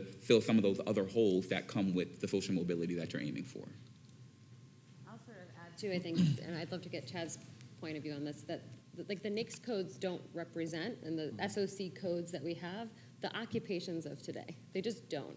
And so I think that one of the biggest challenges is being able to run the data and the research to understand what are the occupations and skills and abilities that are attached to those occupations.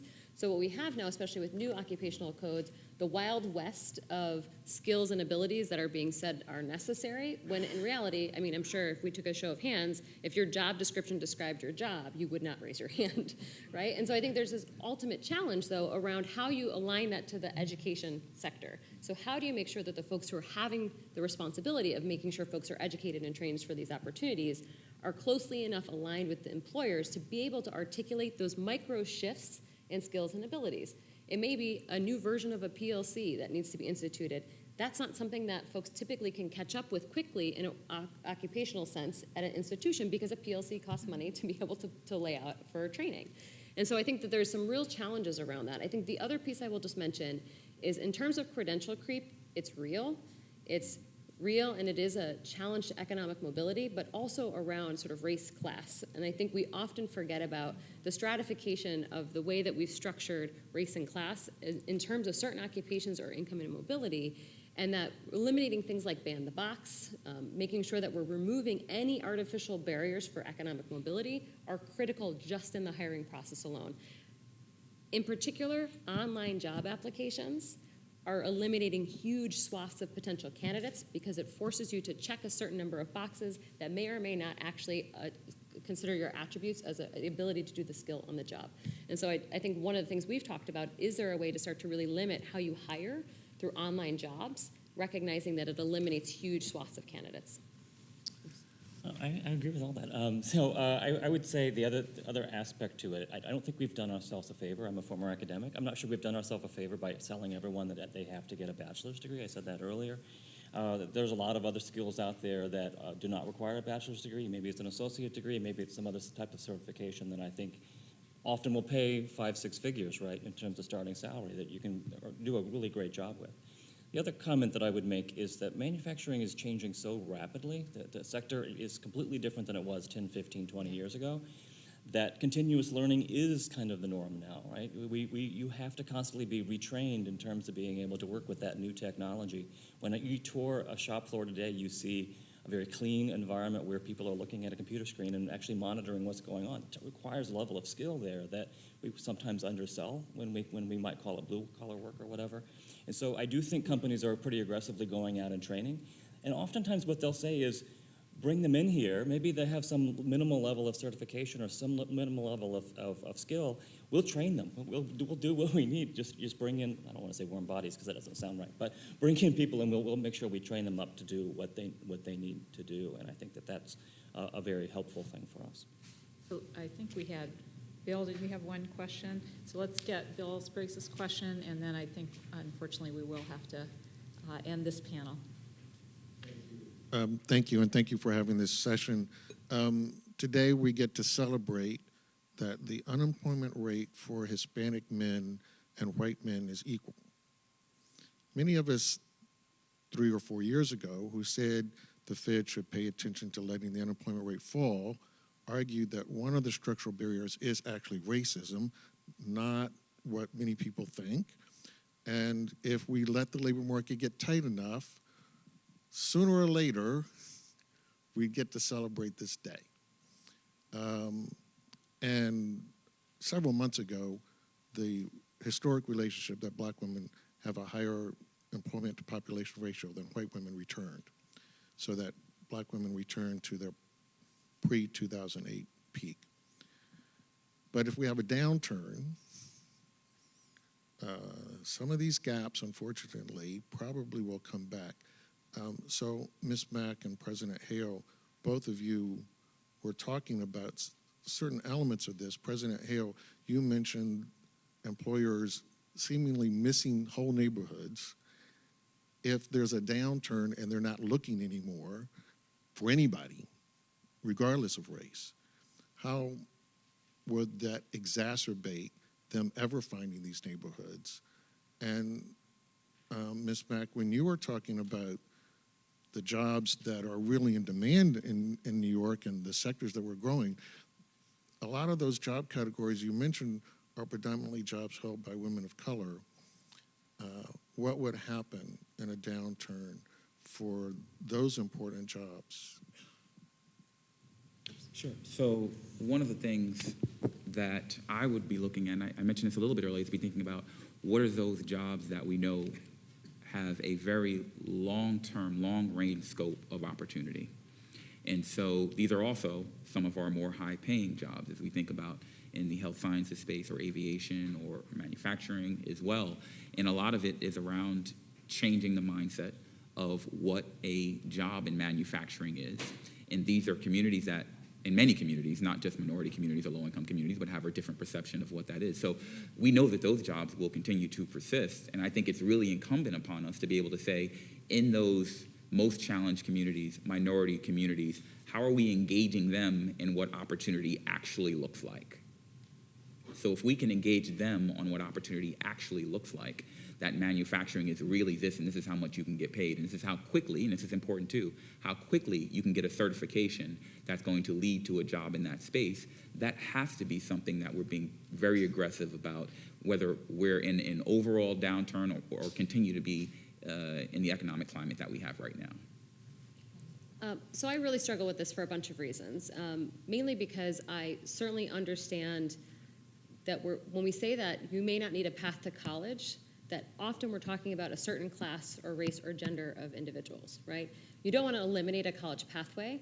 I think that there's a huge amount of value in talking about the occupation and the good job at the end of that. So take computer coding, right? There's many different ways you can be a very successful computer coder, but we've stigmatized the pathways to get there, that the best and brightest pathway is being a computer science engineer from MIT, not recognizing that going to a state school will probably yield you the exact same result, right? As a product of state schools who basically went up against peers from Ivy Leagues for most of my life, I had the exact same opportunities and availability of access because of the network I was able to build. And so I sort of also want to articulate here, I think one of the challenges along with education and training, we've talked about this, is how you build the right networks around potential candidates so they're able to access opportunity above and beyond what they would be able to just on their name or resume alone. The last thing I will sort of mention to your point, again, many of the caregiving occupations, the challenge is those will still exist. The upward mobility within those, if they are not attached to a labor union, is incredibly limited. And it's because it's, again, in home health care, you work a variable schedule. You often have to pay for your own transportation. The ability to get ahead, to get additional access to training and education are really limited. And so for us, it's around how do you think about how you holistically look at an occupation and a job seeker and a career seeker to make sure they have the right supports to be able to move out of poverty, but also more importantly, how do you work with the employer to make sure that employer is an acceptable place to work for people different than them? And I will say, in having worked in this space for a long time, if you are the first person of color or first woman to go work in an institution, your experience is very different than folks who come 5, 10, 15 years later. So there is work on the employer side around creating places to work that are amenable, good places to work for all potential employees. I wanted to just, since we're wrapping up now, I want Denise and Sarah to come in on this question of, we do know that we see the statistics, they're very clear. Impacts of the employment cycle are very differentiated by race and ethnicity. And if you could just speak a little bit about, within the communities that you're working with, some of those very different experiences and different vulnerabilities. Denise and then Sarah. I didn't bring up race. We should all bring it up. That's probably the point that's to the question, because it is an underlying probably issue in a lot of ways. Who gets called back for a job? Who's able to survive in the workplace? Even if you get the job, do you fit in? I think that there has to be more of a widespread intentionality around racial equity, with something that even LISC is grappling with, that there isn't a specific policy yet. We say that this is what we're about, but we don't have a specific intentionality about it. So to many of the employers that we're beginning to talk to, I think, and maybe because the market is actually good, people seem to be more interested in diversity, more interested in finding ways to more stable, in a more stable way, provide more stability for people in the workplace. But I think that it requires both a partnership between government and the private sector, aligned around some some agreement that I'm struggling for the word, that racial equity is a important consideration. Without that, we're going to go right back. I mean, I said earlier that a lot of people in the communities I work in they don't see the difference at all yet, and but yet many people do. But I think that more and more as we, if we care about this, about racial equity, then we'll make it more of a formal consideration when we consider workplace opportunities, even financing, that we can attach certain rules around racial equity to the financing that we provide. Those kind of things could make a difference. Sarah? Sure.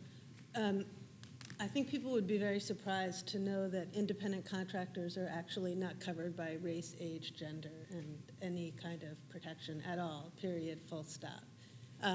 It's a wonderful thing that in New York City, with the great work of the Freelancers Union and the mayor of New York and others, that we have the first city council that voted and was passed, that any independent contractor, any freelancer is actually covered by all human rights laws. So it's sort of shocking that that doesn't exist throughout the country. But can't say this without being a third-generation labor person myself. I don't really see any progress for people who try to solve things on their own. And that what I think is really encouraging is that this new workforce, particularly millennials and younger workers, are very well networked and organized and have found communities of affinity. And I think that to me is where the conversations are going to happen, but beyond conversation, the activity and the concerted activity. And that, I think, is where we should be thinking about how are we going to support that activity of people organizing, because that is the way we have path to success in this country. So I'm going to let Greg have the last word, but Chad, I didn't want to deprive you of an opportunity to jump in if you wanted to, but I know you're going to speak on the next panel, so. So I was actually going to say something very similar to Sarah there. I think that every manufacturer... Association of Manufacturers Yes. and Unions, isn't Well, I that don't know about that exciting? part, but I was going to say about the millennials. The millennials, I do think that every manufacturer I talk to says that they're working on culture, that they're trying to embrace the spirit of culture that embraces diversity and inclusiveness. And I think millennials in particular are the ones pushing for it. And I think even at the NAM we're having this conversation. And the part of it, I think, is the tight labor market and the ability to continue to attract the best labor. But I think there's also a social goodness to it as well, that people are wanting to embrace the differences that we all have. And I think that's a good positive thing, that you can get that stickiness, I think, of personalities in that way, that as we continue to embrace each other's differences, we actually can be successful. So that's where I was Greg, going. last word. So about a year ago, Broward College launched a program, a dual enrollment program with Miramar High School. And dual enrollment, for those who don't know, is when a student in high school can contemporaneously proceed towards their high school diploma as well as get a certificate or associate's degree. And this was an aviation, what we call a workforce dual enrollment program. And you had to have at least a 2.5 to get into it. It was the first of its kind that we were launching. And Miramar High School is a very diverse institution. We looked for applicants. We had 39 applicants, and we let them all in. These were all minority students, and a third of those students were women, young women, looking for this opportunity in aviation maintenance, an opportunity that they otherwise would have never known of, would have never been exposed to. And in Florida, dual enrollment programs are free to the student. And for many of the students we're talking about, these are students who don't have family members who've gone to college. Maybe they would have thought it was too expensive to do it and didn't know the opportunity, nor did they know the opportunity to pursue something in aviation. And those students took their first college classes. All of them did incredibly well, B's and above, without any exposure from anyone outside other than the partnership that occurred between Broward College and that high school. And that's the kind of exposure when we're looking at penetrating folks as young as we possibly can, certainly in high school, and if we're really good, even younger, to give them the opportunity to do something they would have never thought of, and we're seeing them succeed. So if we can perpetuate those opportunities, we're doing it again now as well in marine engineering, and we're seeing the same kind of success. So we'll continue to push that, as well as partnerships to create the diversity and opportunity that we know has the opportunity to grow in our community. Thank you very much for having us here. Thank you. So we are going to take a half an hour coffee break. We're going to reconvene at 4 o'clock sharp in this room. And before we do that, I just wanted to thank our panel for some really thoughtful and thought-provoking interventions. Thank you.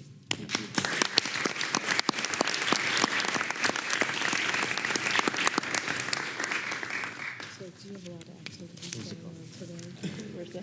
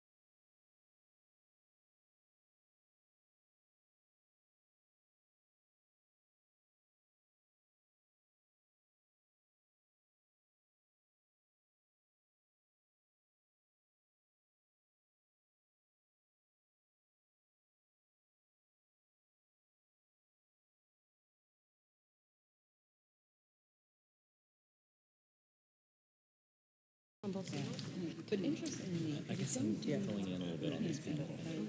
for the most part, our members are more established, and so they generally have. You did they're awesome. Yeah. For this And one, I so mean, it's yeah. the challenge of, as Chad was mentioning, with student debt and all We'll of see where those it goes. issues with debt, and then being able to start and finance a business, because often they are not the, first priority of the traditional bank, because so many fail. It's a risky venture, so how do you get through all those steps when But we agreed that we will. previous source of startup That is income some of the stuff that we had going on. is tied up in a lot of other things now? Everybody is. One being student debt. One of the things, that's a great point. We're probably seeing your members earlier. I'm sorry? Life. We're seeing your members earlier. Yes. Yes.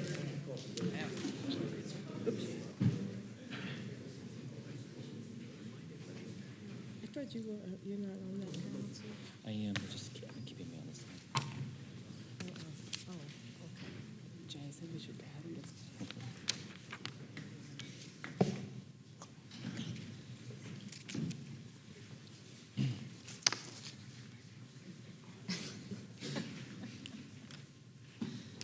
Right, well, welcome back, everyone, for the second panel of the Federal Reserve Board's Fed Listens event. In the earlier panel, we heard about the conditions in the labor market and what opportunities and challenges tight labor markets and tight labor market conditions create, all for educating and training workers, for businesses, and for the workers themselves. So now we turn to the other leg of the Federal Reserve's dual mandate, which is price stability. So price stability is something that we didn't have 40 or 50 years ago, but which we mostly take for granted today. And you all notice it, as our previous panel noted, when your orange juice costs more than it did in the grocery store before. So the topic of inflation may seem a little bit unfamiliar, but we're going to talk in this session about what it would mean for the groups our panelists represent if inflation were higher and more variable than it is today, or even if it were lower than it is today. But what does it really mean to have price stability? And how much time do your communities spend thinking about inflation, and how does that impact the decisions they make to spend or to invest? So to start the discussion off, I'm going to ask each one of you to give a brief introduction of yourself and your organization and its mission, and then I'll ask you some questions. So Holly, would you like to get started? I'm Holly Wade, the director of the National Federation of Independent Business Research Center. The National Federation of Independent Business was founded in 1943, and we are the largest advocate of small firms in the country with a presence in all 50 states and in DC. The Research Center fulfills its job in providing information that's not always available on small firms, and we do that in a number of ways, in studies and also a number of surveys. One of the surveys, most notable, is our Small Business Economic Trends Survey. It's a monthly survey that we produce of a random sample of our members, and we've been conducting that survey for 46 years, since 1973. Other surveys that we collect data on are of more operational type areas of operating a small business. So we look at marketing and how they train employees, how they fill positions, payment, and those sorts of operations that are crucial for a small business. So we better understand, and then we can communicate to a wider audience about the functions of small business. And small businesses, as impact in the general economy, are roughly half of private GDP, the majority of net new jobs, but I find the most critical component of small businesses, they are the research and development division of the U.S. economy, and willing to, find different ways of filling market opportunities and also reinventing themselves when environments change. So balancing priorities of the U.S. economy, but making sure that small business owners have the ability to move into markets and out of markets and shift and change and employ all sorts of levels of positions. One of our more recent surveys that we published was on employee training and their ability to find employees and train employees and the resources that they're putting into filling positions. Our monthly survey, the employment component is one of the biggest stories that we have. But also in 30, 40 years ago, the big story was inflation and how they were dealing with increased costs and absorbing those costs into the operations of their business. We've seen that certainly throughout in recent years, around 2008 with the increase in energy prices. So I'll talk certainly more about that as we get into the discussion. But thank you for inviting the Small Business Voice to be part of your discussions today. Thank you. Lisa? Good afternoon. I'm Lisa Mensa, and I'm the president and CEO of the Opportunity Finance Network. And Opportunity Finance Network is a network of more than 275 mission-focused loan funds, community banks, venture funds, credit unions, small business funds that take financial services to the people and places that traditional finance can't really reach. And as a National Association of Community Development Financial Institutions, we're trying to maximize the effectiveness of CDFIs through direct financing, through learning opportunities, and through advocacy.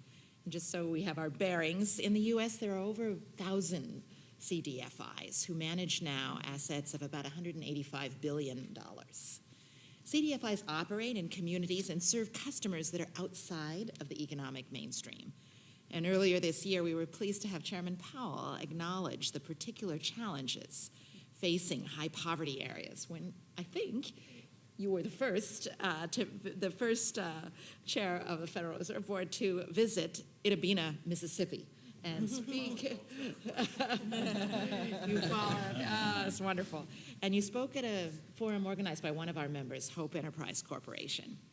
And I just have to quote you because it's been so meaningful to us. You said that the data show a strong economy, but that unemployment is near a half-century low and economic output is growing at a solid pace. But we know that prosperity has not been felt as much in all areas, including many rural places. And along with lower incomes and wealth, the rate of business startups in these areas is lower, and residents have less access to financial service. And that many of these disparities have existed for generations, and in some places have roots in a history of discrimination. And I just deeply appreciated the chairman's remarks, your recognition that more must be done for communities that are still struggling, the communities that our CDFIs serve. The good thing about CDFIs is that we lend successfully and we service our loans in these geographies that have otherwise been rejected by mainstream banks. And we're successful because we know how to tailor our loans to fit the particular nuances of the populations we serve. CDFIs understand that living outside the economic mainstream does not make you uncreditworthy, but instead requires the special skill set of alternative credit comfort measures and dedicated customer-friendly servicing. So this is a terrific group. We feel part of the financial industry, just focused on a particular population. I'm very, very pleased to have a moment to be with you all today. Thank you. Thank you. Nancy? Thank you. I'm Nancy Lamond. I'm the Executive Vice President of the Community, State, and National Group and the Chief Advocacy and Engagement Officer at AARP. Yes, indeed, I have the longest title at AARP. We are the largest membership and advocacy organization in this country. We have 38 million members, offices in Washington, D.C., but also importantly, across the country in all states, D.C., Virgin Islands, and Puerto Rico. And I think a lot of you know about AARP. If you've turned 50 and you haven't gotten a letter from us, I'd be delighted to correct that by the end of the day. But as you know, we are very focused on the range of issues that are important to people over the age of 50, principally healthcare and financial security. And I would say increasingly healthcare is seen through the financial security lens. And as we talk a little bit more about our constituency, I think I can give a little bit more of that picture. We work particularly in the financial security area, both on the advocacy front, but also in educating our members and providing the kind of outreach that's important to them on issues like Social Security, pensions, financial literacy, and increasingly fraud and scams. And it is a cottage industry now in this country to go after older Americans, especially with frauds. I want to add to the applause for the Federal Reserve for conducting these kinds of listening sessions. And I know a number of other regulatory agencies have begun this, but as somebody who spends a lot of time talking to people who are very distressed with Washington and feel that it is quite remote from their world and doesn't really understand the concerns of day-to-day life for Americans, I can't emphasize enough how important this is, and appreciated earlier, I know you'll probably return to it, kind of how you and others can do more, how organizations like ours can help to provide this kind of discussion. I would say the overall message is that inflation and price stability play an important part in the financial well-being of older Americans. These are people who are very price sensitive. And we talked earlier, I'll talk in a minute, about the tremendous economic anxiety of older Americans. Rising prices affect their ability to pay for necessities, and lower interest rates affect the so-called safe savings vehicles that they've been educated to put their money into. And so this is an enormous issue for us, and thank you so much for including me today. Great, thank you. Well, we look forward to the discussion, but I also wanted to note that Chad Moutre from the previous panel may also be jumping in simply because he's got a good perspective from the manufacturing perspective on price stability and inflation. And I'd like to also invite the rest of our first panel to participate as well. A lot of these issues cross over, and you may have a perspective that you'd like to share with us as well. So, but first, let's get started with our first question. So, how does inflation affect your community or constituency? And has your community or constituency been adversely impacted by either too low or too high inflation? And can you give us a little bit of a sense of that from your perspective? I'm happy to start. When we look at older Americans, and it's not always good to kind of characterize in two groups, but I will for purposes of this, we have kind of the 65 and older, and not everyone in that group is living on a fixed income, but a vast majority of people over the age of 65 are retired. And I would say there's a substantial portion who have reasonable assets. And I guess a point I would make about that group, though, is that they are, of course, interested in this kind of conversation we're having right now about the 100-year life. And if you have some assets and you're thinking about the 100-year life, your first kind of thought is, well, my bucket list can be even longer. I can do more things. I can live more fully. And then you kind of hit a point, unless you're very, very rich, of what I call the healthcare sticker shock. And you know that on average, people over the age of 65 will spend $250,000 in retirement on health care. And I would say the anxiety about living longer, which on one hand, it's a great, wonderful thing that people are living longer. On the other hand, worrying about depleting your savings is a source of great anxiety, and especially in light of health care. And it affects people's, I think, psychology and how they think about all of this. There's a cartoon, I think it was in the Wall Street Journal. I'm working on not being stuffy, so thought I'd quote a cartoon. And it's a kind of every older person's fear, which is being having to impose on their kids or their grandkids. There's a cartoon of these bedraggled parents with all of their kind of luggage at the door of this obviously wonderful family, and they say, well, we've changed our mind, we do want to be a burden to you. And you know, so that's part of the picture of the 65 plus. The other part I would say is something that I struggle with my staff, to remind them every single day. 50% of people over the age of 65 are going to live on their Social Security check, either exclusively or primarily. And that's about $1,500 a month. And probably in this room and in the rooms with my team at AARP, most people are not anticipating living on $1,500 a month. So I don't think I have to say more to kind of emphasize how important it is to have predictable prices and to be able to kind of understand what's happening with your money. The second group are Americans 50 to 64. And again, I have a cartoon I always use to describe 50 to 64-year-olds. So it's a man and wife, and they're talking to each other, look at each other. One says, I figured it out. We'll just squeak by if we take a late retirement and an early death. And for people who haven't yet, and I add to that often an early quick death because of the concern about long-term care. And I think what that points out is that you have this group, 50 to 64, they're in the labor force, they're probably buoyed now that it's a tight labor market, they may not lose their jobs, but they're still worried about it. They're caring for parents or grandparents. They may be caring for kids or grandkids, and they may be also financially supporting them, and they have tremendous anxiety about what the future holds, even those who perhaps shouldn't have that kind of worry. So that's typically the picture that we look at, and therefore understand that anything related to the economy, anything related to their savings or interest rates are going to be extremely important to them. Lisa? Governor Bowman, I'm so thankful to be here at a panel on inflation. And my family doesn't understand what I have possibly to contribute to a conversation on inflation. But it really is, it is so important to the communities we serve. In low-wealth communities where people are struggling to make ends meet, even small increases in inflation can hurt.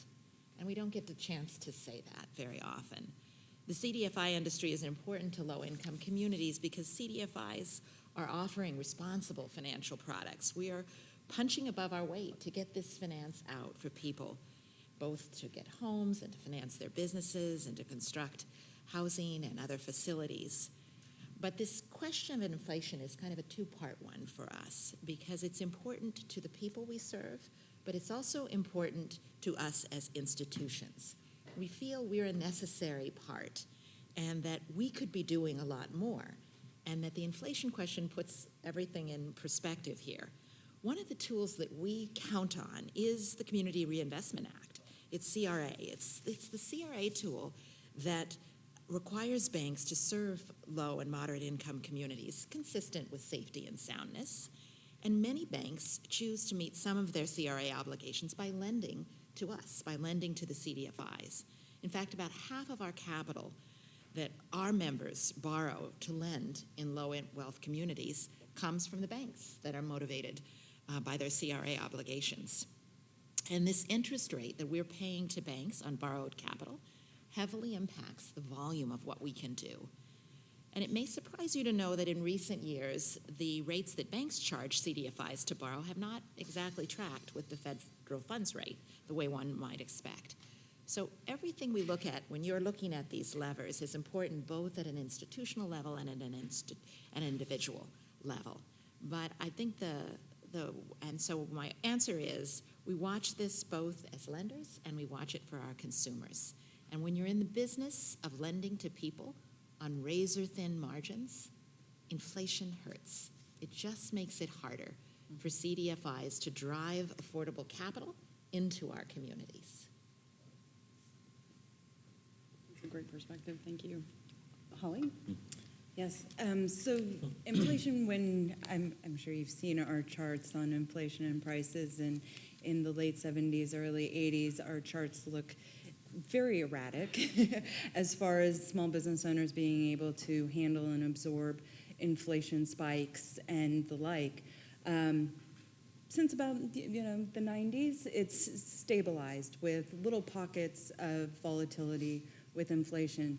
For small firms, the difficulty in absorbing cost increases on the variety of levels that they do is, first, it's a hit to earnings. And that's their main source of financing for expanding and growing their business. After that, it's trying to absorb the costs in different ways, at the very end, increasing prices themselves.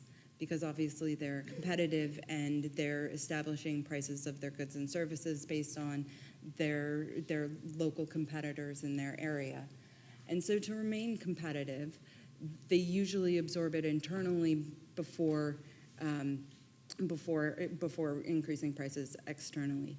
One of the other areas that's crucial for small business owners is most of their earnings is their savings for retirement.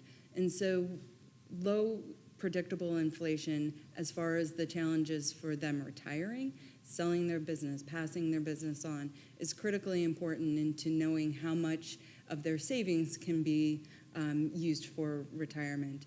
We've done a number of surveys on retirement, what they do with their business when they're no longer interested in running it, and how much of their earnings is contributing to their overall household income. And for the most part, our membership, these are surveys of our membership, and so about 90% are employers, about 10% non-employers. But of those employers, the average employment is around 4 to 6 employees. So we're talking very small. This ranges over all industries and across the country. But the impact to their family income, but also in their ability to operate their business and absorb those costs, are difficult. The last time that we saw an increase in those saying that inflation was their single most important problem, which is one of our questions in the survey, was in 2008. And that just went along with the rising energy costs that were being absorbed in all various areas. We haven't seen much of a problem since then. Right now it's employment and filling unfilled job openings and their ability to expand their workforce, which is their major headwind. But when inflation becomes a problem, it is clearly shown in our data how difficult it is for them to deal with it and absorb increased costs. Every 4 years, we produce a survey called Problems and Priorities that ranks 75 potential issues in operating their business. In 2016 was the last time that was conducted, and the costs of inventories and supplies in 2016 ranked 15 as their most critical issue, with 13% saying it was a critical issue in operating their business. By comparison, in 2008, it was ranked number 8, with 17 to 18% saying that it was a critical issue in operating in their business. So it is a challenge. It's one of their biggest challenge outside of taxes and regulations and healthcare costs, which is one of their main challenges in operating their business, for them, healthcare costs for themselves, but also in offering the benefit to their employees and being competitive in filling those open positions. But in all of the different ways that costs contribute to operating their business, inflation is certainly a challenge when it appears. John, would you like to? Sure. I mean, I think one of the things to keep in mind about manufacturers is that they have very long time horizons. And so being able to have that certainty in terms of pricing is key, right? To be able to plan that.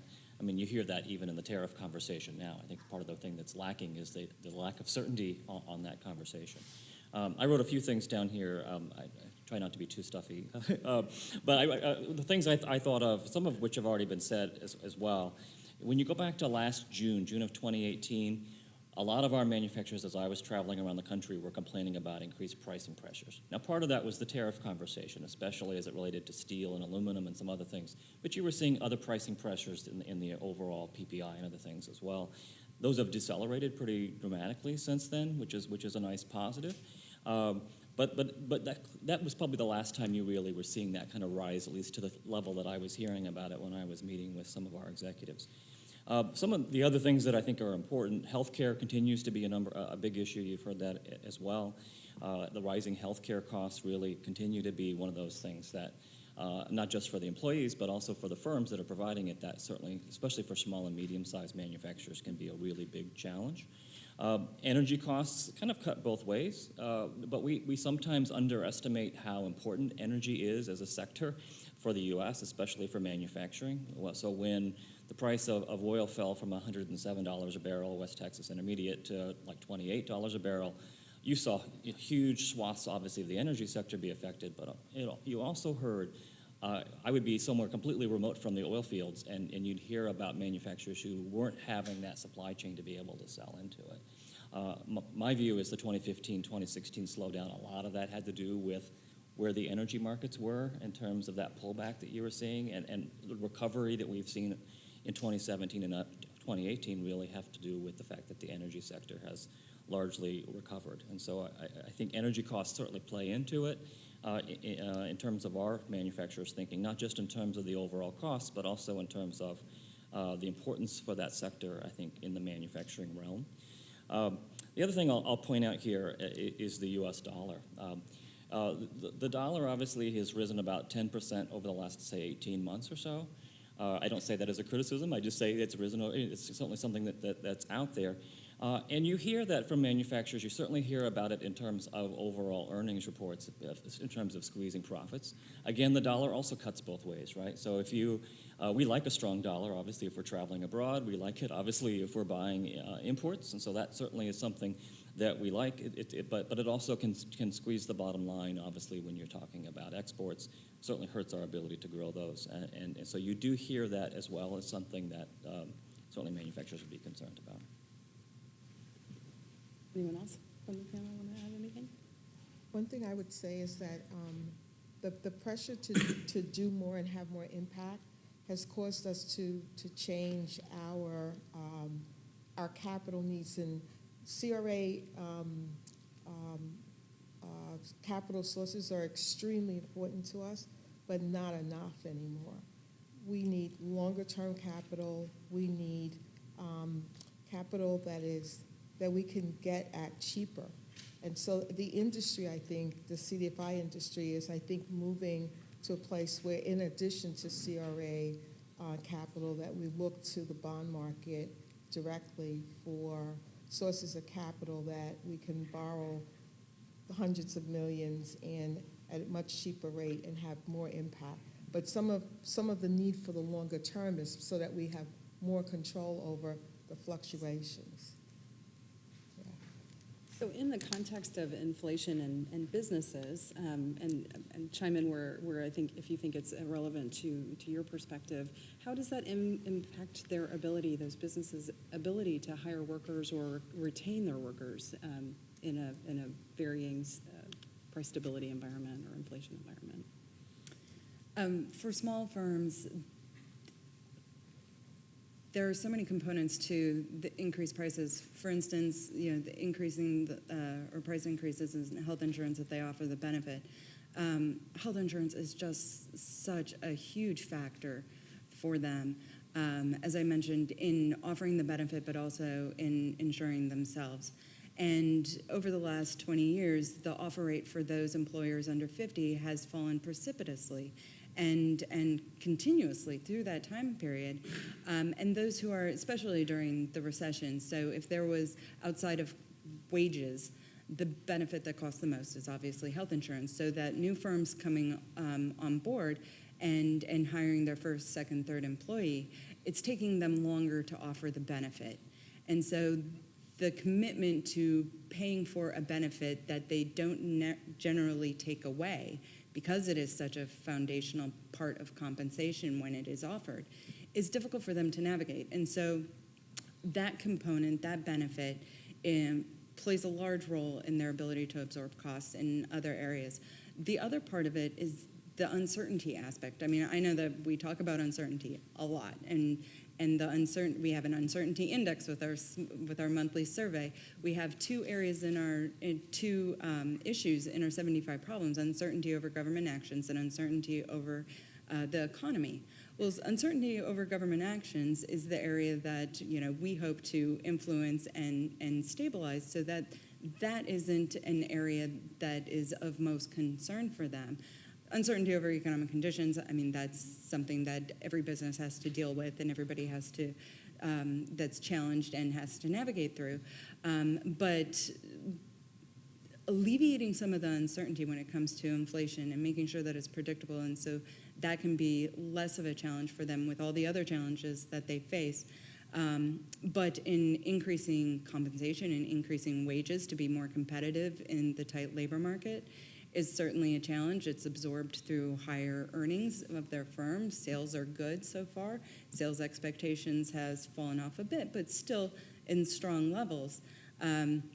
and the challenges of then dealing with higher cost increases in the regulatory environment, not so much on a federal level right now, but in some of the states is becoming increasingly burdensome for small firms, and also with the tax environment. So having a more friendly regulatory environment for small firms, a more friendly tax environment for small firms makes them more competitive and able to deal with some of the inflationary problems that they might have. This last survey, we did ask about tariffs and whether how they were being impacted by the recent changes in tariffs or the recent changes in trade policy with China. And about a third, or 30%, a little less than a third, said that they were negatively impacted by the recent changes in trade policy with China. And most of them were just in the somewhat negative category, but there were about 8% that were significantly impacted. And the two industry sectors most impacted, obviously agriculture, but the wholesale trades. Wholesale trades, and then retail, and then manufacturing was the other one. And so being able to absorb those costs along with all the other costs is often a challenge. And then being able to balance that with increased wages and compensation, whether it's compensation, because in our question, it's compensation includes wages and benefits. So those who are offering health insurance have the challenge of escalating costs there. But also being competitive, we see more and more small firms increasing wages to be competitive, to retain and attract employees for those positions, and navigating all of that, plus being competitive on the price end of their goods and services. It's a daily challenge for small firms. A slightly distinct position as a financer of the small firms, and in our network of members, about half of our members specialize in small business or even micro loans. And so when we think about this question of how inflation may affect members who are running a business or who are lending to business, there's no question that those businesses supported by OFN's members have benefited from stable price inflation. But if this should change, the businesses in the very low wealth communities will face difficulties in absorbing any kind of inflation spike, particularly if it was quick. And as Holly has said, business revenues will drop as customers who are already struggling to make ends meet are no longer able to afford many non-essential services. And at the same time, when business expenses rise due to the higher costs of output, that will make it a struggle. So Holly spoke about profit margins that get squeezed from both sides, inputs and customer revenues, and this certainly will mean some businesses won't survive.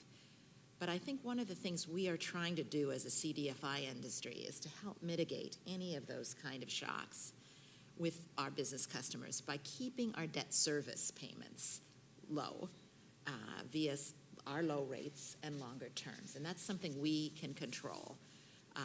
Inflation will always be very hard on the small businesses we serve and the CDFIs who work with them, but we are very mission-driven. That's a distinct part of our field, to support these businesses. It's just that inflation makes it much more difficult.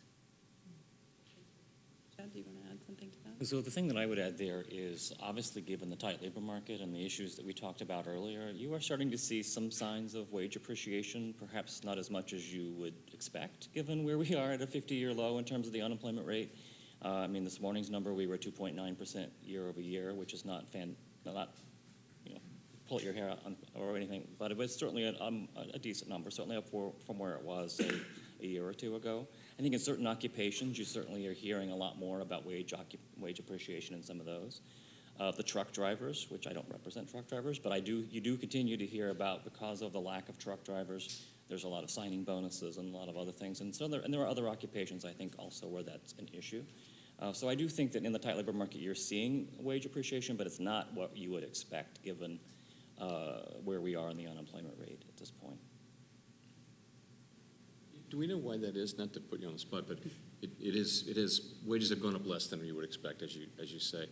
And is it because businesses don't think they can pass it through, or is it what really? If you have, what do your members say, and what's your thinking on that? I think that's certainly one of the problems that they're facing, is not thinking that they can pass the cost through to higher costs for their goods or services. I think it's also the trying to absorb all the other costs, including health insurance, that are outpacing wages. And so absorbing some of the benefits that they offer their employees, even if fewer are offering the benefit to begin with, those who are having to absorb those costs too. So it is a challenge in balancing how much, do you pass off more costs to the employees, but then you have fewer employees who are going to take up the benefit, and then you might not be over the threshold of being able to offer it to your employees. So absorbing all of the costs, and depending on which state, state regulatory costs and things like that, for small firms. But the price part of it is a challenge too, in being competitive with other neighboring businesses in their industry. And they're very hesitant to increase prices on goods and services also. But globalization obviously plays a role here. I suspect the gig economy plays a little bit of a role in it. She left, unfortunately, but I think that all plays a role in it. Productivity growth also has been relatively slow over the last, certainly since the Great Recession. So if you were to add productivity and inflation, right, you're probably getting comparable to what you would see in terms of overall wage growth. So I think all of those somewhat play into it. I don't think it's because businesses aren't willing to pay more. I think they certainly are, and I think I would expect to continue to see more wage appreciation moving forward. But it is one of those head scratchers, I think, that we have to say, why has it taken this long, really, for wage appreciation to pick up to the extent that it has? It makes our communities, very low-income communities, very concerned about this topic because they haven't seen the wage appreciation that would allow you to afford an extra 10 cents on the gallon of milk. So I'm very glad to have that question asked. So Nancy, I'll shift gears and go to your constituency. How has the Fed's interest rate policy since the financial crisis affected retirees or those who are living on a fixed income? Yeah, well, of course, part of our constituency are businesses and consumers who are borrowing money to go back to school or take training. So, of course, low interest rates are very appealing to them. But on the other hand, the vast majority who are on fixed incomes look to the interest rate as part of their income or supplying part of their income. And so when there are low interest rates on CDs and money markets, it has an impact.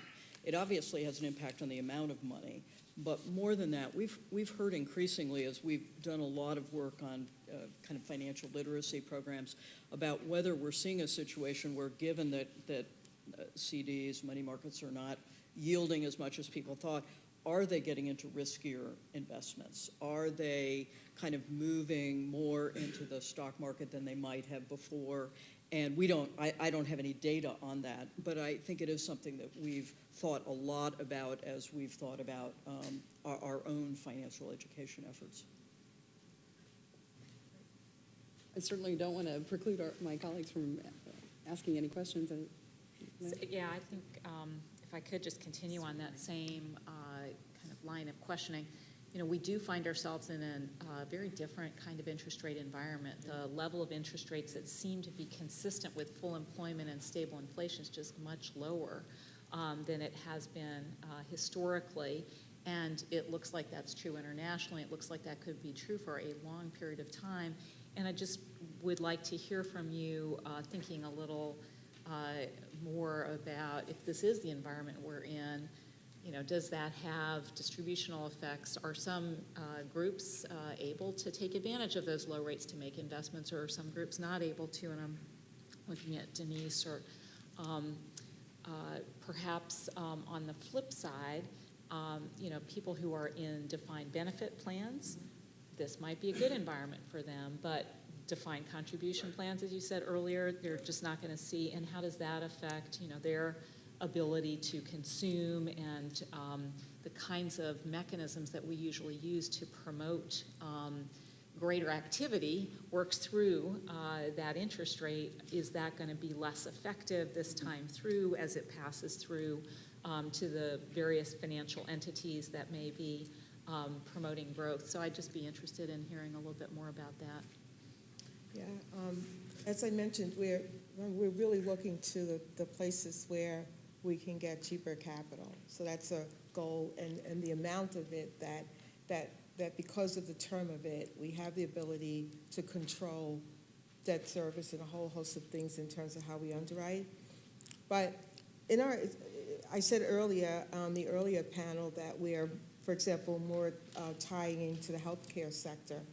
The interesting thing is that the hardest part of our discussion with them is about the interest rate on the dollars that they're going to give up, because they're also trying to figure out how to maximize returns in a way on the cash that they're sitting on, but they're also sitting on significant money that is in reserves that could be unleashed for community development purposes.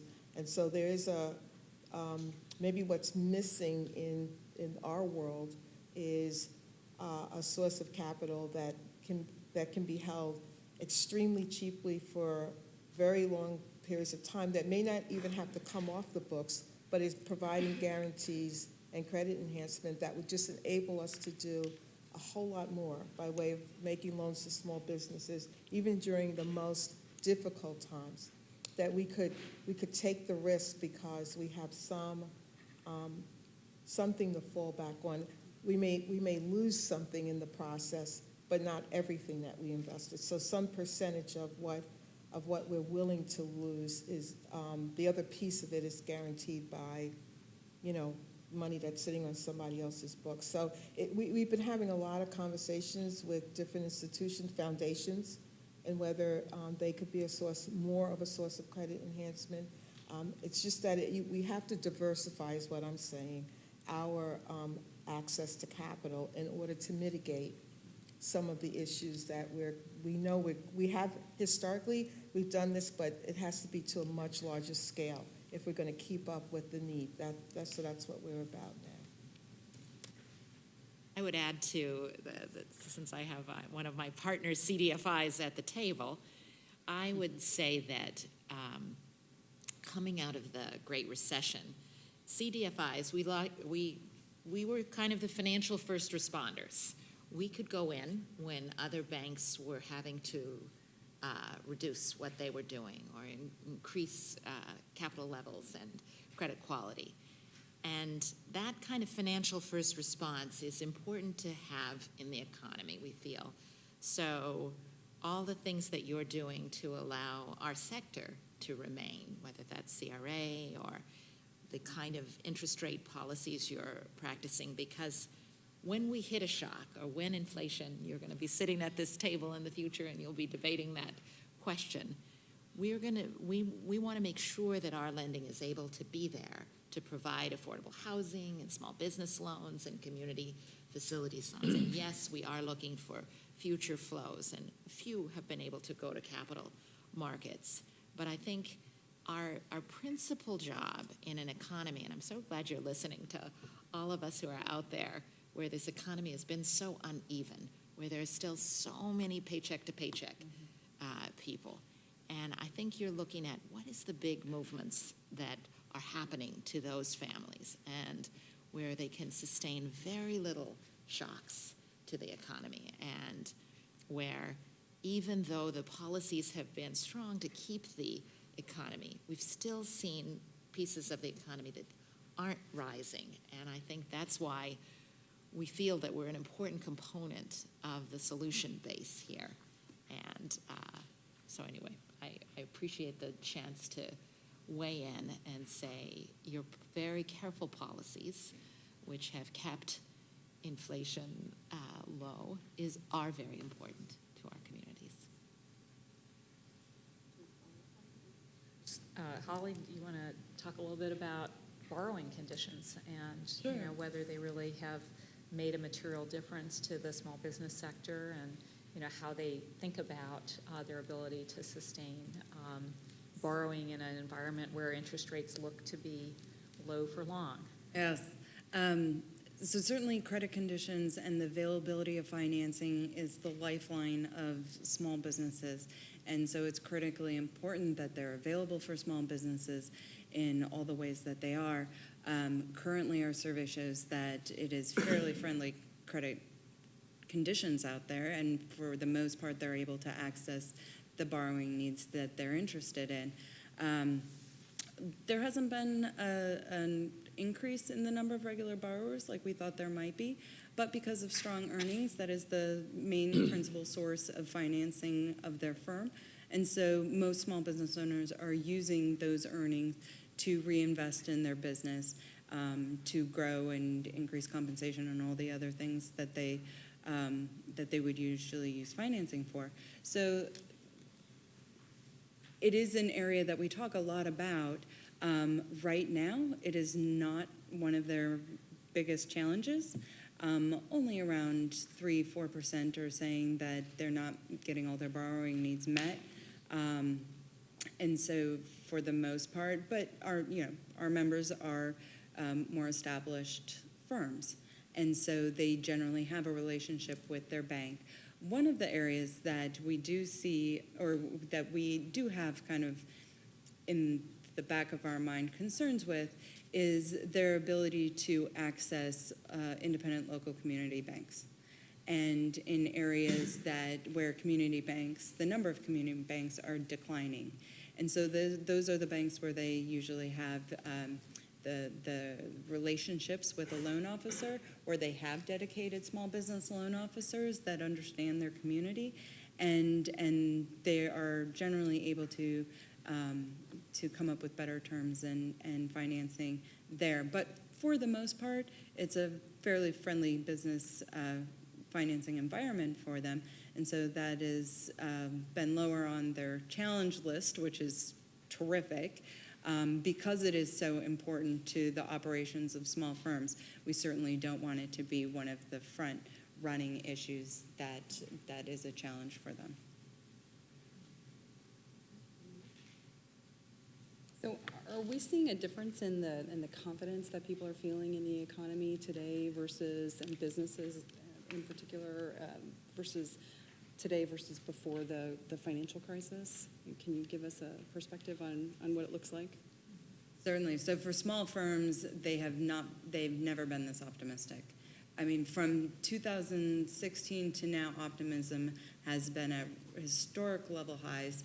In August of 2018, we hit the all-time high of our optimism index, 108.8. That will forever be ingrained in my head, probably for as long as I live, which was a wonderful feat for the small business economy in their ability to grow and take advantage of market opportunities in their communities, and increase employment and all the other good things that small businesses do for their communities and for themselves.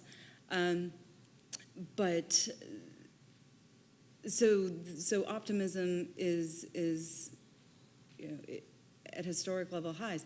Before the recession, we were in a strong economic, small business.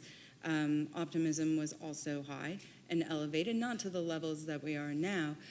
Now we're in a more supportive tax environment, a more supportive regulatory environment, especially on the federal level, some challenges in certain states.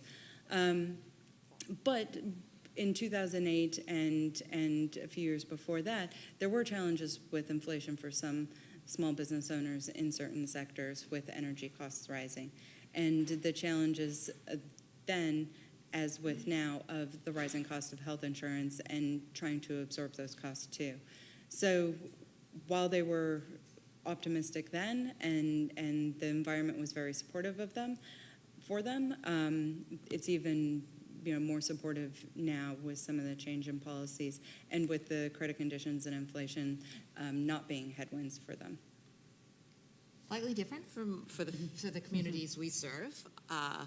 The confidence that I think we all care about really comes from being able to provide for your family. That's what makes people feel strong. And it's just very hard to feel confident when you're living paycheck to paycheck and you're modest, your savings are too modest, and you're one emergency expense away from financial ruin. That's already been mentioned. So that when a CDFI comes in and provides affordable housing or supports a small business or supports community facilities or brings in a new kind of financial service, we're stepping in to absorb some of the shock. And I think I'm going to go back to my Mississippi example, because that's an example, Moorhead, Mississippi, where our CDFI stepped in to a bank desert where a bank had closed. We all know those community banks are powerful and they do help the economy. But when they're not there, we need somebody to step in. And in cases where we've been able to do that, we've been able to improve the kind of confidence, both at the consumer level, you can't move forward with just payday loans, and at the level of other businesses. So I think we'll get to greater confidence when we're able to give people more of a sense of being able to provide. Are you seeing a difference between rural versus urban confidence, or? I think that's an important, it's very important to look spatially at rural and urban. And that's why it's so good that you have this tour in many different places. But we're sitting here in the Capitol, and it's easy to overlook that many places look very different. And it's not, I had the pleasure of serving as Undersecretary of Rural Development. And rural is not uniform either, and it is not all poor. And we've got successful pockets, we've got successful areas of production agriculture. But we've also got places where the broadband is not working yet, where the financial services are not strong. And it's this area with this unevenness that I think you're allowing us to have some spotlight on today. And it's where I think mediating institutions like CDFIs have a key role to play. We may not get back to the same level of community banks, but we can come together and help finance in those areas to improve confidence. It's a provision of services and credit to fuel economic activity. And so I would say these are differences, not uniform, but an important time to look hard at what's going to drive. And you've already been putting the spotlight here, and I just encourage you to do that. This has not been a uniform growth as a country, and the kind of institutions that CDFIs are, we help mediate those differences and that unevenness. Nancy, from your perspective, how's confidence from? Well, not surprisingly, it took quite a while after 2008 for our constituency to feel stable and good again. And I would say when we were polling in 2012 through 2014, 2015, numbers were good, people were feeling more optimistic, and that had continued. We did notice about 7 or 8 months ago that, again, for people over the age of 65, kind of late 55, 64, starting to get more worried about the economy. And if you think of it, it kind of corresponds with a lot of talk about recession. And there's no group that responds more to nervousness talking about recession when they watch the local news or the evening news. So I think that had something to do with it. The other thing, and I don't know whether this kind of is increasing exponentially or whether it's just always there, it is almost impossible to talk about older Americans and their view of the economy without talking about healthcare costs. It is such an important part of the way we see their personal economy. And I think as we've seen recently, we're working a lot right now on the cost of prescription drugs issue. And I'm struck, I've done this work for a lot of years, I am struck by when we look at who's concerned about this issue, very much so if you're over the age of 50 you are, but really everyone. And I've said to my team, we may never again see an issue where no matter what your age, no matter what your gender, no matter what your race, whether you're left-handed, right-handed, whatever it is, you're concerned about these costs. And I think, I don't know what it all means in the longer term, but I think it's something we all have to focus on. Okay. Just, you have a lot of numbers, it seems. So do you have a number for what percent of, let's say, Americans over 65 feel some level of stress over health care? I do, probably not in front of me, but whenever we poll on concern about prescription drugs, it's 70 to 80% have a concern about prescription drugs. And it's really interesting. It's not, from what we've been able to tell, it's not just, and I don't use just in de minimis way, it's not just I have a disease for which there is a $100,000 a year drug. it's also people like me who go for a prescription. 1 month it's $2, and the next month it's $30, and the next month it's $25. And so people are like, what is going on? But it is a very, very high number, which I can obviously provide. Yeah. To add on to what Nancy was saying about the talk of recession, our last survey that surveyed our members in August, there was a bit of a decline in outlook of business conditions and sales expectations. And while outlook on business conditions is one of the more volatile components to our index, they watch the news and they hear what's going on, and the feeling of kind of pending recession, how that might impact them. We aren't seeing it certainly yet because the jobs numbers that came out, our jobs numbers that came out yesterday, showed that they're still looking to fill positions at record level numbers. And so that part of it's still strong.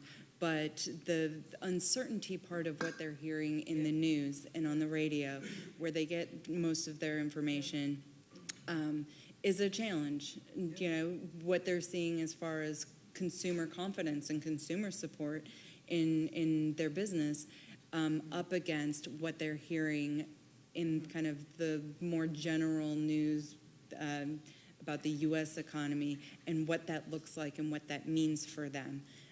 Balancing all of that is certainly weighing on them and weighing on their outlook for business conditions. Great. Any other questions before I ask our final one before we move on to our audience questions about how Fed actions and communications are watched or received by people in your constituencies or communities? And then how could we be more effective in our communications from your perspective? And I thought the suggestions earlier were all very, very good ones. I was with somebody the other day who said that if only there could be a musical like Hamilton on every subject we all care about, we'd be able to do some incredible education. But unfortunately, there isn't. I think a couple of things. I think the kind of outreach that previous panel talked about is all really important. And I think working with trusted institutions in the community and trying to talk to people is very valuable. I'm always struck, our folks tell me all the time how important it is. We did this a few years ago. We started this effort where we put listening posts at every meeting we did. And we just put a question up. I thought it was a terrible idea because I thought everybody would write, we hate so-and-so, and there'd be all kinds of backlash. But it turned out to be really interesting. You found out that we were really concerned about, major healthcare issue, and everybody in the community was concerned about the new bike path. And I think finding ways to do that, we've worked with a lot of officials in the government on teletown halls, which give you an opportunity to talk to people, but also make sure that you can kind of have thematic discussions. And then the other piece, and I'm very seized of this from a lot of work we've done on healthcare. I was on a little advisory committee once on patient-centered healthcare with a lot of leaders of the healthcare industry. And during the first meeting, I only understood about 3 things we talked about all day. It was all a kind of jargon that everybody understood. So I kind of at the end said, well, we're talking about patient-centered healthcare. I think we need to have language that real people understand when we talk about this. And they really appreciated my insight and said that they would hire a PR firm at the end of the process to do that. And I thought it was, for all of us, an extreme missing of the point, which was that it isn't something we do kind of at the end of the process, but throughout. And I would say you all have enormous respect because people know how important the Fed is and how important your decisions are, and the ability to speak as you do or wherever you do in ways that people kind of can understand is going to go a long way. I would say that the action that you've taken today, that this is one of 14 listening tours, is just breakthrough. I think in our community, we've never seen that before. And my members almost enjoy being hosted by the Federal Reserve community many times a year. You welcome the community development field into your doors. You feed us lunch. We appreciate that. But this is even deeper. Opening your doors. Earlier this week, I had the privilege of speaking at the Richmond Fed's Investing in Rural America conference. And your convening power is astonishing. For a full day, a couple hundred people from throughout Virginia and West Virginia and North Carolina and South Carolina sat together and really questioned, where are we heading as an economy? And I would encourage that kind of deep ability to convene, to throw open the doors. And then I think you have something that is absolutely uncontroversial. You are fully bipartisan. No one suspects you of being political at a time where we need the clear, perhaps the economists are dismal, but they're clear, and no one questions that we need some of that clarity. And even the fact that you expose the differences, that a business may feel a little different than a lender, it's a very safe place for us to talk. So I would say press on the way you are flinging open the doors, listening, and putting normal institutions into these very high falutin areas of inflation and maximum employment, price stability, revealing your function for our economy. So thank you, and keep going. Thank you. I agree with everything everybody just said.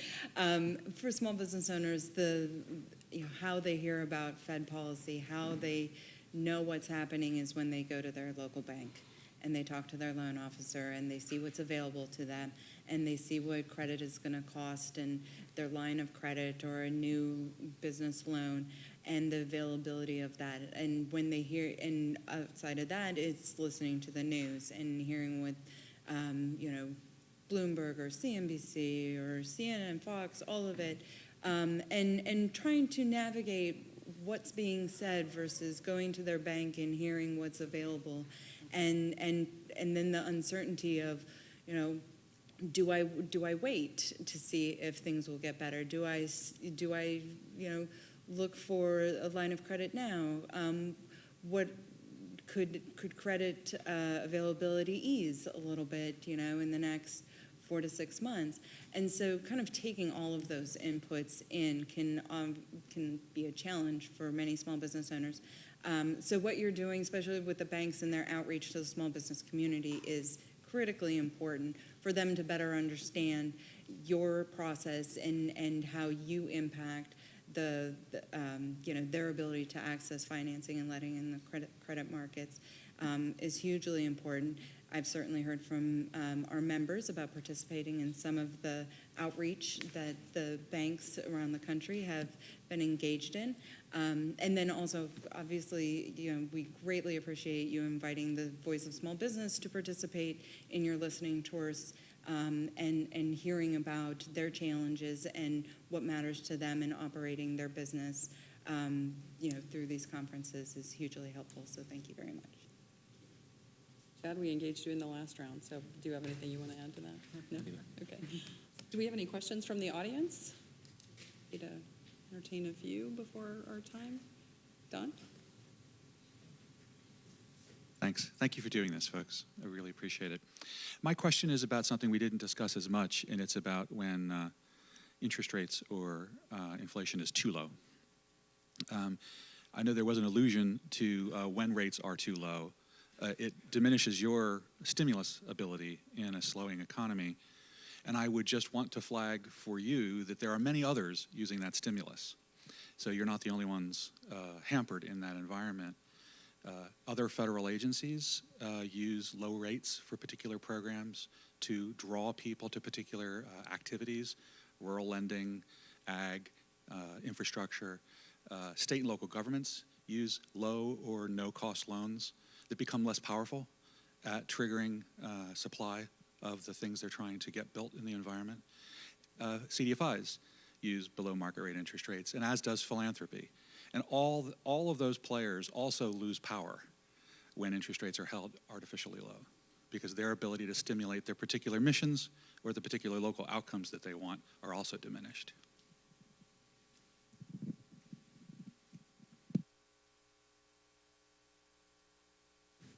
was thinking about bringing that up. I mean, it comes in this form. We think our inflation is a little bit lower than we'd like it to be, but we realize that for many people that sounds a little bit crazy. We actually want inflation to be a little bit higher, and I wonder if you have any good advice to us on how to explain that to the public, because the sense of it is exactly what you said. It's that if inflation is too low, then rates are going to be even lower, and we're going to have less power, and over a business cycle will be even less ability to support maximum employment and stable prices. Nonetheless, it starts with the thought that we have to get inflation back up to 2%. We want it to be symmetrically around 2%. Do you think we'll have a hard time explaining that to the general public? Absolutely. Do you have any great ideas on how to do that? I think you're going to need another 3 hours for But it's also because if wages don't rise at the same time, that's where people feel caught. And, that's the hardest part. You don't control all the levers in the economy. And the first panel explained so beautifully what's sticky about all of these other things. And I think that's the catch we're in here, that we have such deep fear because there isn't a sense that the communities are ready to provide for each other. And so it is a tough challenge, and I think it does. I loved being the second panel because the first panel had to go with the tough issues of employment and wages. And I think that's where the inflation will help all of us who are debtors or help those of us who are invested in the markets who want to see, and so that we'll see an immediate gain. But when your wage does not rise, that will always be hard for us. We'll be trying to persuade you that in the long run, wages will be higher because we'll have more power to support maximum employment. But I take your point. In the short run, it might not feel that way. I think it's similar to small business owners and their challenge of thinking, okay, if the target is higher than inflation is now, how do we absorb those costs? And, where's the line of being able to absorb those costs on top of, kind of the other challenges of operating their business? And, they're seeing it day to day in trying to navigate all of that. And so there ends up being a bit of a fear factor of how they're able to incorporate this and absorb it, in earnings and increase sales, and all the while trying to navigate, is consumer confidence and consumer spending going to hold up and allow for the absorption of some of these cost increases. And so there is a bit of a fear factor when it comes to increased inflation. On this, if you think about, because it's so complex, and I think one of the things to think about is the audience that we're focusing on. Right? Lisa hits the nail on the head with this, really. And there's data to suggest that there are 1 out of 3 working adults who feel that the economy for them is the same today as it was in the worst components of the Great Recession. And so how do we, and I don't know the answer, but the question, I think, is how do we convey to them, notwithstanding the fact that you've been at a static pace in a difficult way with all of the balancing that you have to do between paying your bills and perhaps you're not seeing the opportunity to attain some form of post-secondary education certificate, or otherwise that can get you to that other level, and then to suggest on top of that that we're pursuing a higher inflation level. So if that's the conversation, and particularly as you think about penetrating communities with this kind of conversation, I'd be thinking about that conversation with those communities and making sure that they understand. Getting to the you said in the long term, it will have an impact, higher inflation, and I think we agree. But for many of our communities, the distance to the long term, we just don't survive that. That's part of the problem. The business closes, people don't get to make the choice, say, for higher education. Families just can't buy the milk today. I think that's the challenge. Like, how do we, I mean, to be clear, we're looking to have inflation just a little bit higher, and to avoid it going down, sliding down towards zero the way it has in other, advanced economies around the world. That's what we're really I think the key there is explaining why that's a problem, right? And the fact that we are not getting inflation up to 2% is because of X, Y, and Z, right? And certainly in the manufacturing space, we also had optimism that was pretty high last year.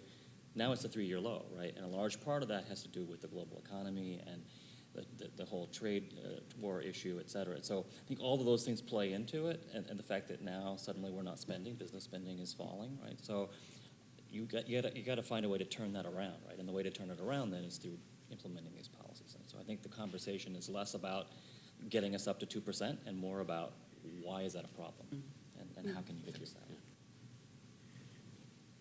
Well, thanks to our panelists and to everyone in our audience today. We really appreciate the opportunity to engage you in these discussions and to hear your perspectives on these issues. And I think that's all. Thank you so much. Thank you. Thank you.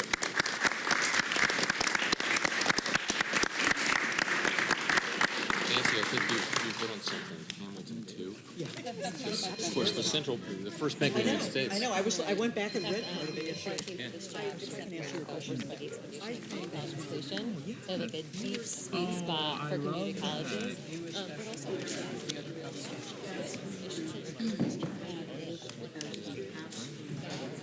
so curious.